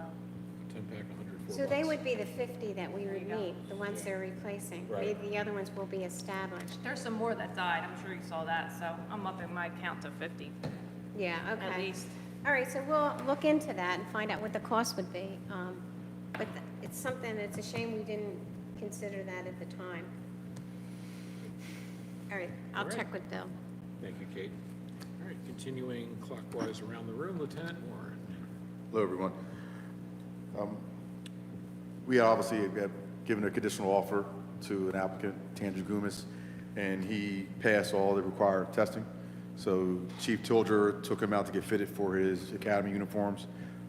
All pertinent information was sent to the academy, so he's scheduled to start August 5th. We have one officer now who, Chris Orff, he's scheduled to finish his last phase of FTO next Thursday, so he's done very well. Patrolman Kearns is in his first phase. He's doing well also, so we're looking pretty good in that regard. We also recently, as did Mayor Bartlett, we received a letter from the mayor in Pensauken thanking us. We sent an officer to respond to a civil unrest they had about a month ago. So he sent us a letter just thanking us for, they actually requested pretty much any department in Burlington County to Right, respond. yeah, we got a So we copy have of that someone letter. just to Like an send. SOS. Yeah, Yeah. pretty much. So we sent an officer, but he was just thankful. and That was appreciative. nice. Yeah, we got a nice copy of letter that to letter. It was Yeah, nice. So, but other than that, that's pretty much it. Good. Pretty light. Thank you, Basil. Mr. Fenimore, you haven't had much to do the last couple of weeks, right? It's been really quiet. Don't use the Q word, never use the Q word. We went from a public works to a tree department. We've been quite busy. We picked up 132 cubic yards of chipped up brush. That's probably one of our biggest brush stops that we've had since I've been here. We cut all the township properties 4 times. We took out the soccer benches out the Field of Dreams, the tables and all down at the columns. I got the electrical cabinet door fixed. I had the guy that, he's got a special welder to weld that, and he fixed that for us, which was Oh, at Field of great. Dreams. Yeah, the sprinkler box. We put up the speed bumps there, and they're really a speed bump, I'm telling you. Yep. You gotta be careful there. John, do me a favor. Yeah. They are very Pull that effective. microphone They closer. are like going into You gotta Living be careful Springs. there. You've gone into Living Springs on Park, yeah, that's what Oh. it's like. Oh, It's, yeah. I mean, you only have to go to like you gotta 5 and under. Well, that's the point. Yeah. Try driving a piece of fire apparatus in there, we really feel. The only thing we didn't get there, we put the ballards up. Delran had 3 or 4 ballards, and we brought them, instead of going and buying 4 for the handicap out at the Field of Dreams, we got them, cleaned them up, and they look new. So we saved some money there. We're having a little bit of trouble trying to drive the holes in for the signs because the ground is so hard. But it should be good now, hopefully. So if you don't see 2 signs there. If not, it will be after this week. Yep. We had so many trees, the last storm we had was out at West Avenue, and we had quite a bit of trees that went down across the path. Well, I went up this time and nothing, but there was probably 30 out of the Hawk Island. Hawk Island, yeah. And they went both ways along the road, across the road, I mean, from the beginning of the gate all the way to the point. They were down, but I got them cleared, and did you see the note from Paul Newman? Yeah. He's What? He's on a job. I don't know what you're talking about. I didn't see Well, it. I think he wants to be some kind of communicator, so he can go out from last and, month. Okay. so I don't know how we could ever do that, but I think, because they were breaking glass, and he was worried about all the kids, the families Yeah. come there. He just sent Did an you see the email. picture by I any don't know if chance? you got it. No? He sent an email of all the trash, like apparently they're picking up some of the trash and they're leaving others, but there was a lot of broken glass, and nobody's picking up the broken glass. He just sent a picture out, I guess yesterday. Was it Yeah. yesterday or today? Yeah, Yeah. I got it. And I know we're trying to put trash receptacles out there, but I don't know how we can continually do that. But apparently they had a cleanup crew out there doing something and they weren't picking up the broken glass, I guess for fear that, We've been picking trash up. There's been some bags out there. yeah, And then where he, did you see the picture where he wants us to put the cans? he drew a little map. Well,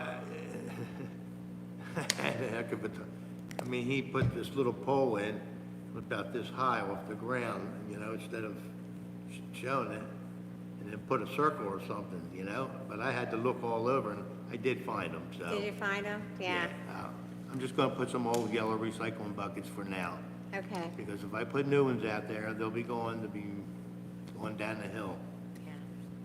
so. Can you forward along those photos? Yeah, I will. We replaced 2 signs at Newton's Landing.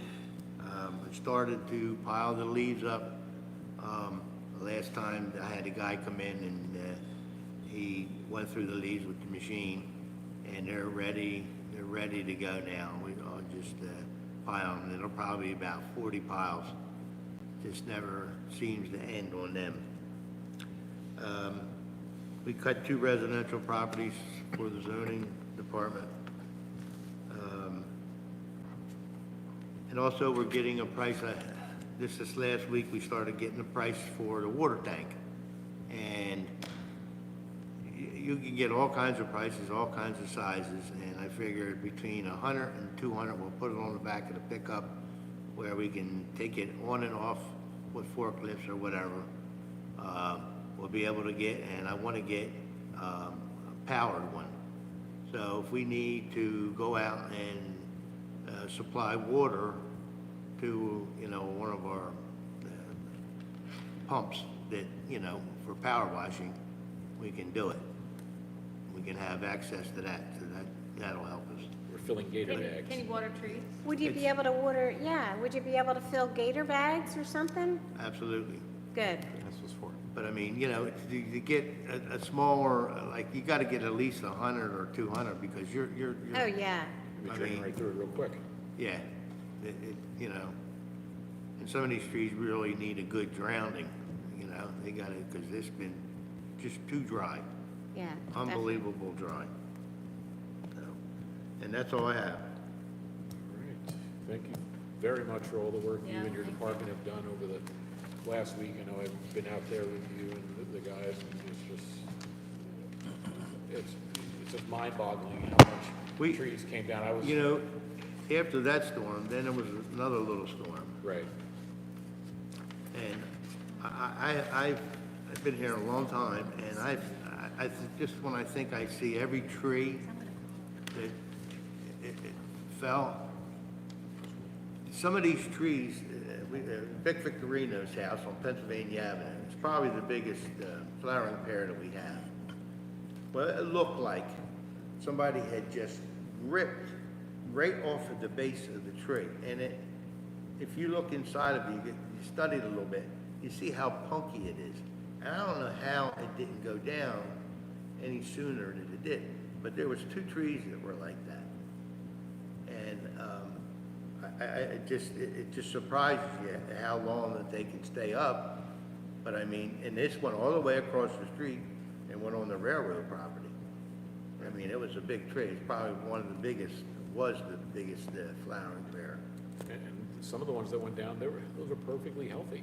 Yeah. Just the amount of wind, like the one we were out at on Delaware Ave and Walnut. Well, where you saw that, yeah. how twisted that tree was. And the one by, next to 719, where another one, Right. where, well, that was rotted all the way up. That was Yeah. rotted. But it was to the back, kind of. And you would The never go problem into town. cutting that, the reason we had a little problem cutting that is because it was all filled with dirt. And people were putting trash in there. So In the I tree. just hit it with my chainsaw the first time, and then I know there's a problem. Once you hit it, and there's something inside, or grew around metal. But it was, it was filled up with dirt. Good-looking soil, and it's all from the ants. Yeah, the Yeah, ants, the yeah. ants, They yeah. just That's what they devastate. did in my. Is that in front of the statue? Yeah. Yeah, What are we doing with that tree? It's down now. The whole tree's gone? I took it down. Oh, okay. yeah. Yeah, but I gotta get back to do the stump. I just was doing other things that day and had to try to just get it down It's not like you have brush pickup or anything to do. Yeah, thanks for coming out on a Sunday night and everything else. Yeah. I tell you what, it's nice having 2 young guys. That's good. Good job, Harry and Brian. It's very nice to have Yeah. 2 young guys. And when they come in from working and they shake their head, then, I said, They were going good. you're having fun now. Thank you, John. Anyone have anything else for John? Yeah, but thank you, John, we appreciate it. Thank you so much. I think the park closed signs that you guys put up in FOD, one of them blew right out. Oh, it ripped completely off of that Yeah. post. It's too big Well, of a sign. they weren't made of metal. No, Yeah, it just needs a different mount. Like a metal backing or something like that. It had wind, it just treated it like a sail. Yeah. This wind's been just terrible. Oh, I know, a tree fell on my house. I've seen the wind. And the one tree that I've been waiting for about 20 years has not fell down That's yet. so dead. It's dead during And the that was day. hitting lightning, and 20 feet down, it's hollow on the backside. It's 100 feet tall, and it still hasn't fell. You just jinxed yourself. Thank you, John. Janice? Nothing at this time, thank you. All right. Township Committee, I'll start to my immediate right, Mr. Olet. Let's see, the history board was out at the farm fair last week and had a display set up with Delanco. And what I heard, the storm that came through, some of the materials got blown around in the tent, but sounded like otherwise than that, it was a success. I wish we could bet on the history fair always being the hottest week of the year, because it literally is. It is. The hottest week of the year, always. yeah. I blame them. And that's all I have, Mayor. Thank you. Kate? Okay, yes, let's see. Disa Del Riv. Tryouts are continuing for the travel softball team, which is called the Riverdale Rebels. Fall soccer registration is open until August 1, and registration is open for the upcoming basketball program for 2024-25. They're always in need of someone to work the concession, so please check out their website and sign up. If you want to know what's happening, be sure to check their weekly newsletter. It's it's filled with all kinds of things. I think Sabre does a great job. And their next meeting is tomorrow night here at 7:30. Backyard hens, Suzanne and I met with a resident on June 29th for final inspection for her installation and for her hens. So now we have 4. She has been officially approved and paperwork has been submitted to the township. She has 3 hens. The board met on July 2nd here to discuss the process, required documents, and complaints. It was nice to hear from the members discussing their hens. They talk about them like we talk about our cats and dogs. So it's interesting for me.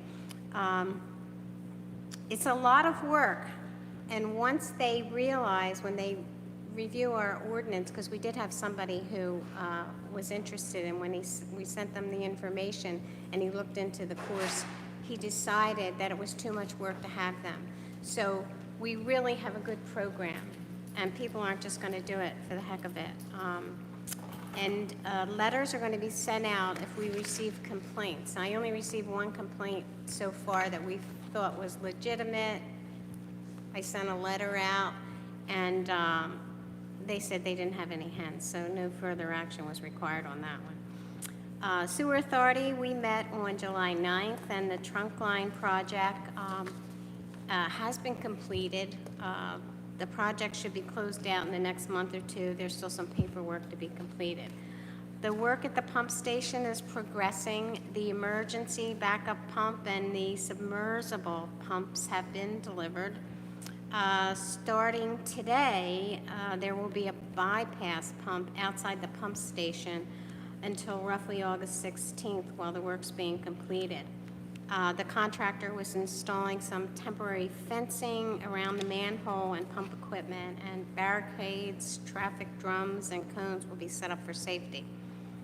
989 Coopertown Road is showing activity, and ERI is waiting for the results of the administrative review to inspect the drains. So I'm not sure how far along that is, Janice.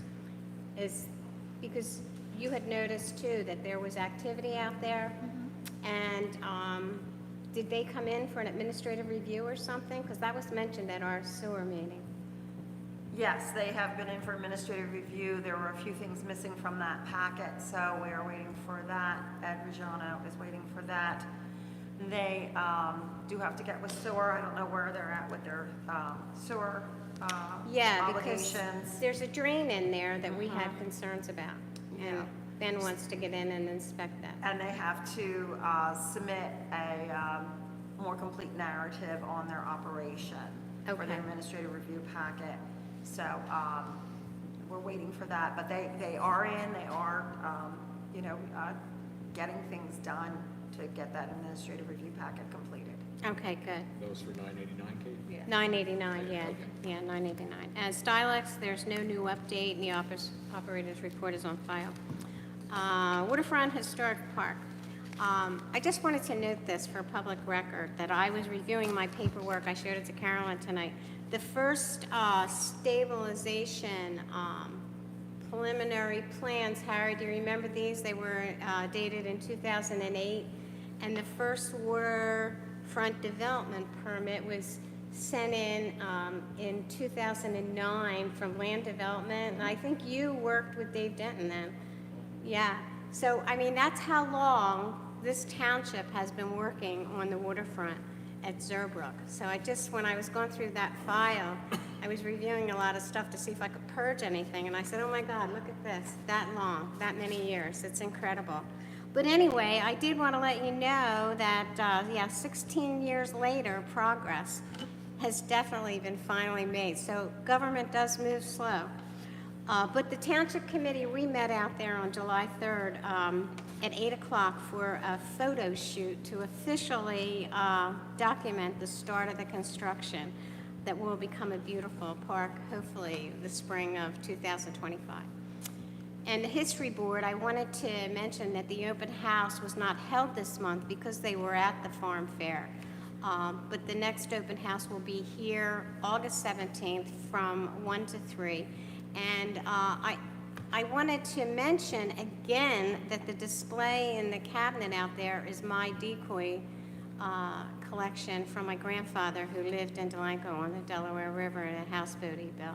So I hope some people come out and take note. I have several books that he's been written up in and other members of the township as well. So that's all I have. Thank you. Thank you very much, Kate. Carolyn, what you been up to? Not much. Recreation did not meet this month, neither did Joint Land Use Board. So it was a good time for me to take a vacation because nothing was really happening. So, yeah, Well, welcome back to the the States. welcome back to the States. I'm sure you and Al are very well rested, No. perhaps. We did lots of European research on how their governments work, and I brought back all sorts of ideas for us. So. You're not expensing your vacation to us. Thank you. I tried. Thank you, Carolyn. Yeah. All right, let's see, since last update on June 24th, first and foremost, I, like the other members of the committee, we all attended the funeral mass for Elio Canagliario, otherwise known as Vinny, as everyone calls him, and without exaggerating, there were well over 500 people there, plus many more viewing online from home, and this just goes to show how much he was loved by our community and how much he will be terribly missed, and our prayers continue to go out to his family as they move through their new normal of without him physically being present here, but he's always going to be with us all forever. Right. I attended the Fire Commission meeting on June 25th. Normal business occurred. I had the privilege of conducting a wedding ceremony on July 5th. I've been doing daily visits to the seawall construction site. It's just fun watching how fast these guys just work and accurately get the job done. And they're definitely moving faster than the entire permitting process. Like Kate said, government doesn't move quick. These guys do. The contractors do, especially when they want to get paid. So they're doing an awesome job out there. And like I said earlier, with the 100-degree heat, they were out there like nothing last week, just getting the work done. So it's moving on great speed and ahead of schedule, which is always nice. Just on that, I've been working with Scott Taylor just to get the fence quote. He has received that for the material, and then he's going to price out the labor. So he is working on that actively. I'm staying on top of him so we can get that fabricated. It's going to be about 19 inches. Stainless steel was like over $100 grand. So we're going to go with the aluminum, which is about 35 right now, just for materials, including the stamp from the engineer and all that. So it's being worked on. You made those calls from Italy, right? I worked on my vacations. My vacations are always working vacations. Al's shaking his head yes. Yeah, so Great. show must go on. Absolutely. I visited the Field of Dreams site this weekend to check the progress of the field lighting, as Harry talked about. Looks to be moving good, as all the conduits in there and the equipment out there, so that's nice. July 8th, I attended our monthly project management meeting with Harry and Richard to discuss all of the ongoing projects we have in town. July 10th, I attended the pre-construction meeting here for the Field of Dreams lighting, and like I said, I visited the site this weekend, and July 10th, I also interviewed, along with Janice and Richard, our proposed CFO that is on the agenda this evening to bring on, who will be replacing the retired Bob Hudnall, who left us last month.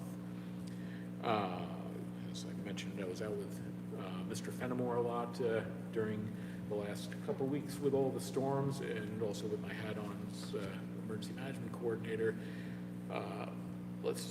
We were busy. The fire department, we got 15 calls for service during the last storm, and we were all over the place. We had 4 pieces of apparatus all throughout town, blocking intersections, making things safe, and it was crazy to say the least. And as we've seen, the majority of it was centered along the Walnut Street corridor, all the way from the river, all the way down to the creek I'd say within a 2-block radius, or 2 blocks on either side of Walnut Street is where the majority of the storm went. And I think by John seeing nothing down at West Avenue, that's probably an accurate statement. So, again, nice job to John and his crew, and of course our fire department for responding out there. And finally, I attended the Board of Ed meeting on July 17th. The new principal for Pearson School, Ramon Santiago, was introduced. He comes to Delanco from Hainesport. where he was the 5th through 8th grade principal and director of curriculum for the district, and he sounds like he will be a terrific asset for our district. That being said, I am disappointed that besides the board members and some teachers in the district, not one soul from the public was present. And I get that it's summer, I get people are on vacations, but it's no different really than the rest of the year. The same people who complain about things going on or not going on in the district are the same people who don't come out to find out exactly what's going on. So I'd really like to see more people coming out to those meetings and coming out to these meetings. But I'll get off my soapbox for now on that matter. That's all I have to report for this month. Thank you, Matt, for keeping the public updated with all the OEM notifications and storm notifications. I think everybody appreciates the communication, so. You're quite welcome, and sometime in between then I slept. Yeah, Not and much. I want to thank you too for the video for the new principal Oh, that yes. you've posted. I thought that was really helpful because I was unable to make the meeting, but it was really good. And I think you're right. I think he's going to be a great addition to the school system. It seems like he cares. 100%. He has a long history, over 20 years in education, and just from him talking, for those who didn't see the video, he likes to get hands-on. He said you won't see him in his office unless he's on the phone. He'll be going through the school, doing whatever principals do in the building, interacting with the children. That's great, yeah. Which is exactly what we need, and it's nice to see the district starting to shape up again. Yeah. So hands Was off to our interim superintendent, and of course, our Board of Education members. Thank you all. We will now go to the consent agenda. Consent agenda items are considered to be routine and will be enacted with a single motion. Any item requiring discussion will be removed from the consent agenda. All consent agenda items will be reflected in full in the minutes. Does anybody on committee have any questions or need anything pulled from the consent agenda before I read them? No. No, Okay, all right. you're good. This is a long one.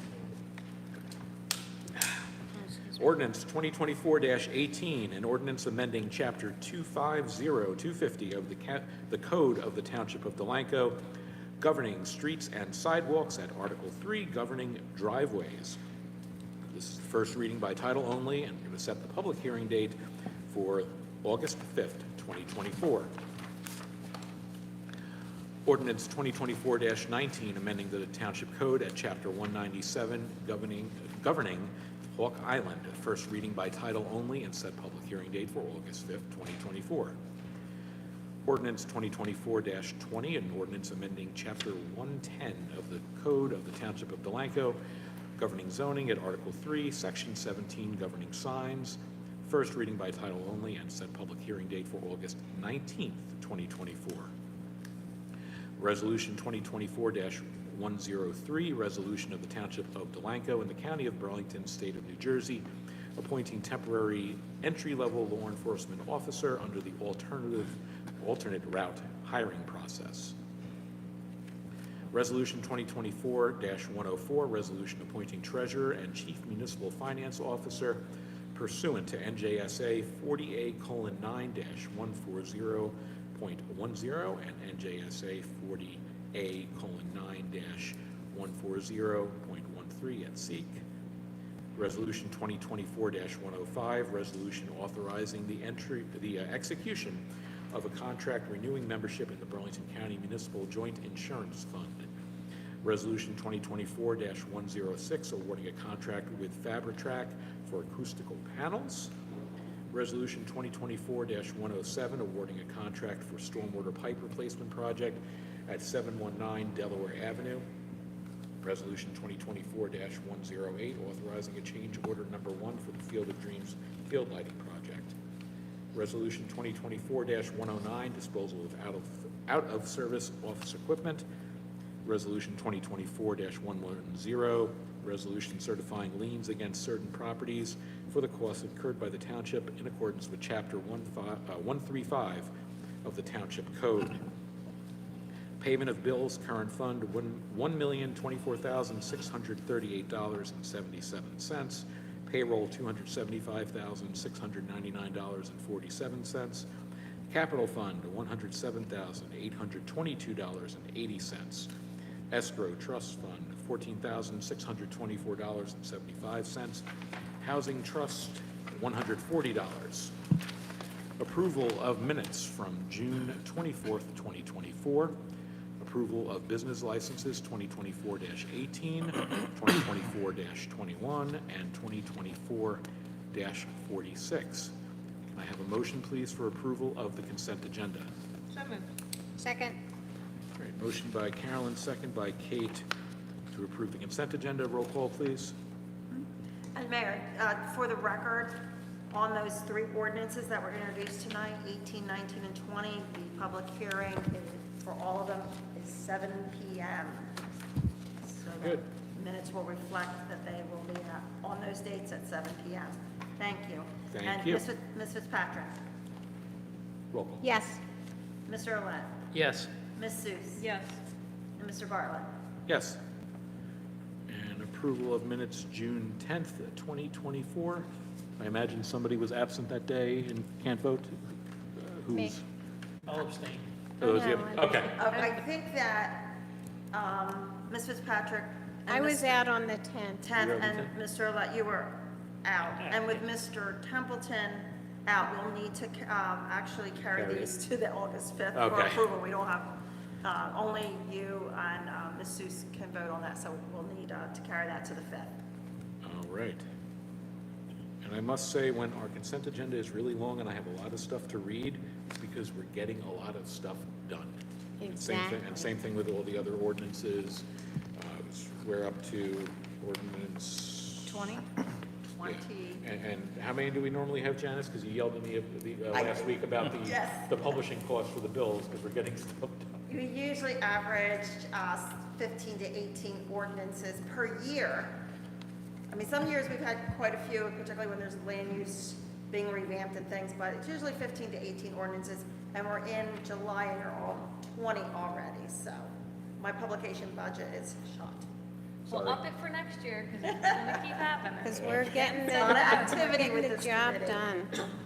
Very good. Do we have any correspondence, Janice? I have none, thank you. All right.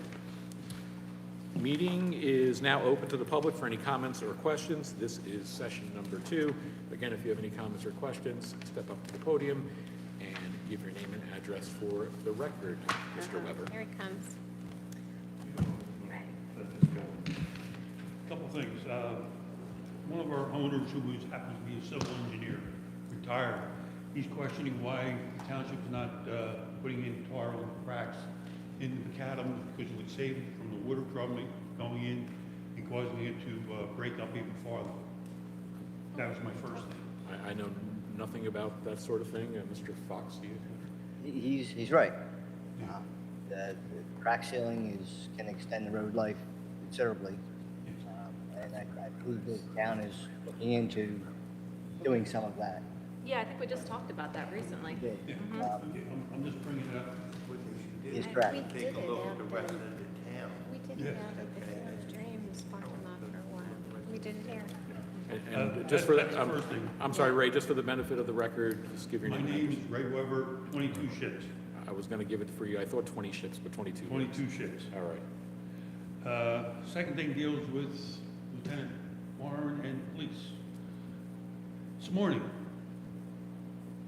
South Jersey Driving School and DMV, both of them came down and did U-turns at Emory and Newton's Landing Boulevard. They're still doing it. Okay. And you're telling me now at 9:04? I was on my way to a doctor's appointment. I didn't have time to call and that kind of thing. That does nothing. I understand that, but what happens is you could go to the DMV and complain to them. We've already told them, We've right? done You it. know that. They I said no. understand. This is the thing, here's the thing, we can't be any and everywhere. I understand that. Chief and I sat out there last week, because we got the issue with the speeding. Yeah. We put the digital sign out there. Yeah. Him and I sat out there in increments for 3 straight days. No driving schools came through. Nobody sped through either. Guys were in there, if you want me, I can provide you the incidents. We have officers conducting property checks throughout your development 24 hours a day. We make notification on that through Central, and we document the same. But if telling me now, constantly tell people, and the same for you. Put your phone on the speaker and call, let us know, because then we can get them in the act. We've told DMV, they're not going to necessarily enforce that because they can't control the driving schools. They can control their DMV guys, because the DMV guy was one of the gentlemen who did the code, who did it. It was a DMV He's a employee DMV inside the car? employee inside the car, because he had the yellowish orange vest on, and he had his pad there. That doesn't mean he was the Oh my DMV God, employee, right? he's That means testing him. he works for a company. There was 2 vehicles. South Jersey was the first one. That was just the South Jersey driving school. And what was the other one? It was a homeowner's car with the DMV guy sitting in the passenger Because seat. the problem with what people have been doing, we explained this to the council before, we have people privately giving lessons. So they'll literally take a magnetic sticker and put it on their own personal vehicle, and they're giving driving tests. Yeah. And then they'll go finish their testing, or just to practice, if you will. And then they'll go and let them take the driving test at the DMV. But again, telling me at 9, I get, because now, obviously, we'll tell the guys to continue to patrol through here, but it's not much we can do right now, I because it's 9 at understand, night. I understand. I'm just letting you guys know that I had this conversation with Adam before. And he I told you the him same what's thing. going on. He's told me the same thing. I'm just saying, it's still happening. Even though you guys were out there, I know you guys. And the guys signs are out there. There was 2 guys out there yesterday afternoon. And both of them, one was sitting on Newton's Landing in Wilson, I think it is, which is over the townhouses. And another one was sitting up on Creek Road, waiting for somebody to come barreling through. And they were out I there. mean, we have the signs there I know, you got at the both sign there. points. But I'm just saying, this is what I'm saying myself, and stuff like that, but we've been trying to do it. They're not obeying, no U-turn signs. All I'm letting you guys know is it's still not working, but we'll have, you guys can't be everywhere every time. I And again, understand we that. try, but I mean, you gotta look at it from perspective, as you heard earlier, Yeah. when we were talking about the, as far as the survey. Traffic stuff. With that survey, majority of our accidents are people just disobeying signs, I understand, because they're doing any and everything else but paying attention to the road. yeah, I know. Now, this here, obviously, they're willfully, because there's 2 signs, as you know, Yeah. that come in and say there's no U-turns, yet still, they go and conduct the U-turns, because it's what people do. So if we can get them, obviously, we're gonna cite them. Yeah. You know, but they're in there, they're sitting in there, but they can't sit in there I know, for the I whole duration understand of the shift. I understand. That's why, like I said, it's more beneficial when something happens, you tell us then, we can send a guy over, because now, oh, South Jersey, there's only one South Jersey car over there, come here, so we're gonna have a conversation. But tomorrow, there could be a South Jersey driving car there, but it may not be the one that was there today. I So, understand. you gotta let us know when it's happening. The other thing deals with what Tom brought up about the trees and stuff. What happens is, in Newton's Landing, in fact, even it was July 10th, we had 4 trees taken down because they were dead. The trees are dying, so we're taking them down, because they're a hazard to people and to vehicles, because 2 of them are right next to parking lot, and right next to our parking lot. One of them was back over by telephone pole and wires, on the backside behind Ship's Way and Old Creek Road, as I would call it. Right. Back in there. These trees are dying, we're just taking them down, because we're worried about the liability. Thank goodness we took down the tree on Wolverton in Newton's Landing a little over a year ago, because that tree would have came down, because when we cut it down, 95% of it was hollow inside. And it was dead, but people wanted to keep it on the safe side, and that's one thing we're always looking at, is on the safe side of things. So, with the township and with the state coming up with these ordinances and telling the townships they gotta do all these ordinances and stuff, they gotta get their heads out of their wherever. That's all I have to say. Thank you. Thank you, Ray. Thank you, Ray. Lieutenant Warren, on Ray's point about the cars going around the U-turns, can they make a civil complaint to the police department against that? Absolutely. So if they're a witness, they can give you a tag number and make a complaint against that. Absolutely. Absolutely. But like I said, the goal would be, which, The call. like, we want to know that. Oh, yeah, the goal is to call We're them. active, because more than likely, they're practicing to go take the test. Yeah. So they're still going to be in the vicinity. Right. Because lately, what they've been doing, a lot of their schools actually been using the parking lots next door on Cooper Town, yeah. as well Right. as Yeah, up the road a little bit. Dawn's. And as well as the rink skating Right. parking lot. But, yeah, Chief and I, we took turns, like, well, you sit out for a little bit, I'll sit out for a little bit, you can see, as well as the guys making their, their normal pass Right. throughs. But yeah, now DMV, we went to them, we spoke to them, and they advised, but again, they don't oversee the school, so they just made notification, hey, listen, if you keep doing that, you're gonna get cited by the police. So they go, oh, okay. But I'll just say, what an epic failure by these driving schools having their students Conducted an illegal turn. conduct illegal turns. While they're practicing. I'm pretty sure they'll get a mark on their driving, I don't know about fail, but get a mark on their driving test if they did that. But then again, seeing a lot of the drivers out here, Teach them. they may just pass. Absolutely. Just complete disregard of the sign. So do you have the digital sign out there for the speeding right now? No, well, it's, I'm not sure if it's still there now. Is it still there? Okay. Because usually we try to keep it for a week or two, depending. But, because I think, when was that, last Wednesday? Last Wednesday, you made notification for that? So we had to put it out the next day. Is it earmarked for anything else in the next week or two? Can we put it at that intersection and put no U-turn there? There's signs there. I The know, signs right but there. maybe the digital No sign will U-turns, get comma, more, dummy. maybe the digital sign will be flashing in their face. Whenever I don't it's know. free, it should be back on Rancocas Avenue, because the boaters that come down there, it's amazing how they turn that corner onto Rancocas, and they are definitely going 40 by the time they reach the marina. We're putting it back. It's crazy. You need a speed And, bump. yeah, we need a You speed need a bump. Field of Dreams speed bump. Yeah. Yeah, now that's where it's gonna go back to. We're gonna mount Okay. one of those signs right in front of your house. Yes. Permanently installed. Okay. Yeah, no, I'll it's take going it. back there. Yeah. Yeah. All right. Can we put a temporary speed bump on that road? During the summer? Be great. You could put it right in front of my house. Do we need to do anything to do that? No, you wouldn't. Yeah? No, because then they're stopping and You'd bumping. be here now All night long. Yeah. Yeah. Especially with the boats. And hear them boats going across that? Yeah. Call John, will you take it out? We'll move it about 100 feet up, right, Fred? You're right next to Fern's house. You put it in front of her. Well, I'll put it in front of Fern's house. Now, it Closer to need- Burlington Ave. yeah, it mean, needs to that's- be right around the turn, like right beyond Ostrowski's, a little bit beyond, because I don't know how people can get that kind of speed, but there's a fellow that lives right on that street, on Rancocas, and he gets in his car, and I'm telling you, he's just like 2 houses before me, and he's gone 40 by the time he reaches the corner, and his car makes such a noise. It's amazing. I was standing out there Physics. the other day, and I thought, how? And called the police. By the time I called the police, he's gone. He's already around the corner. He burns rubber going around. He does, yeah. Again, civil complaint, give them follow your Yeah, tag. maybe. I hate to do that to my neighbor, though. Speed bump.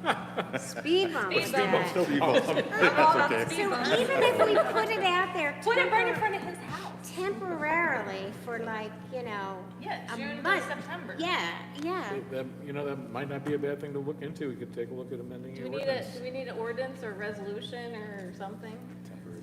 Well, it's An engineering written opinion? Like, do something encouraged to put temporary speed. temporary. Would, On residential. you don't encourage it? We'd have to look at that. and Permanent? Oh, really? Well, I wouldn't recommend a permanent, because then we're getting into plowing issues, right, John? It would be a speed hump at that time. Not in the winter. No. We remove it. Yeah, intentionally or not. Yeah. Do we have any other members of the public who want to ask anything while we have this open? No, Nothing? good. Cindy, you good? Sure. All right. Good. Then we will close this public session. Thank you. I'm very tired. Discussion items, we don't have anything. I don't think we need another executive session, I tried to say. Decision? No. What's And a I, decision? and I'm not even 6 hours behind time like I you am. are. Can I have a motion to adjourn, pretty please? Yes, So moved. so moved. Second. All right, all in favor? Aye. Thank you very much for coming out, everyone. Thank you, sir. You got a couple good stuff for us. Thank you. Particularly what you gave Kate about getting a grant reimbursement. Yeah, Tom.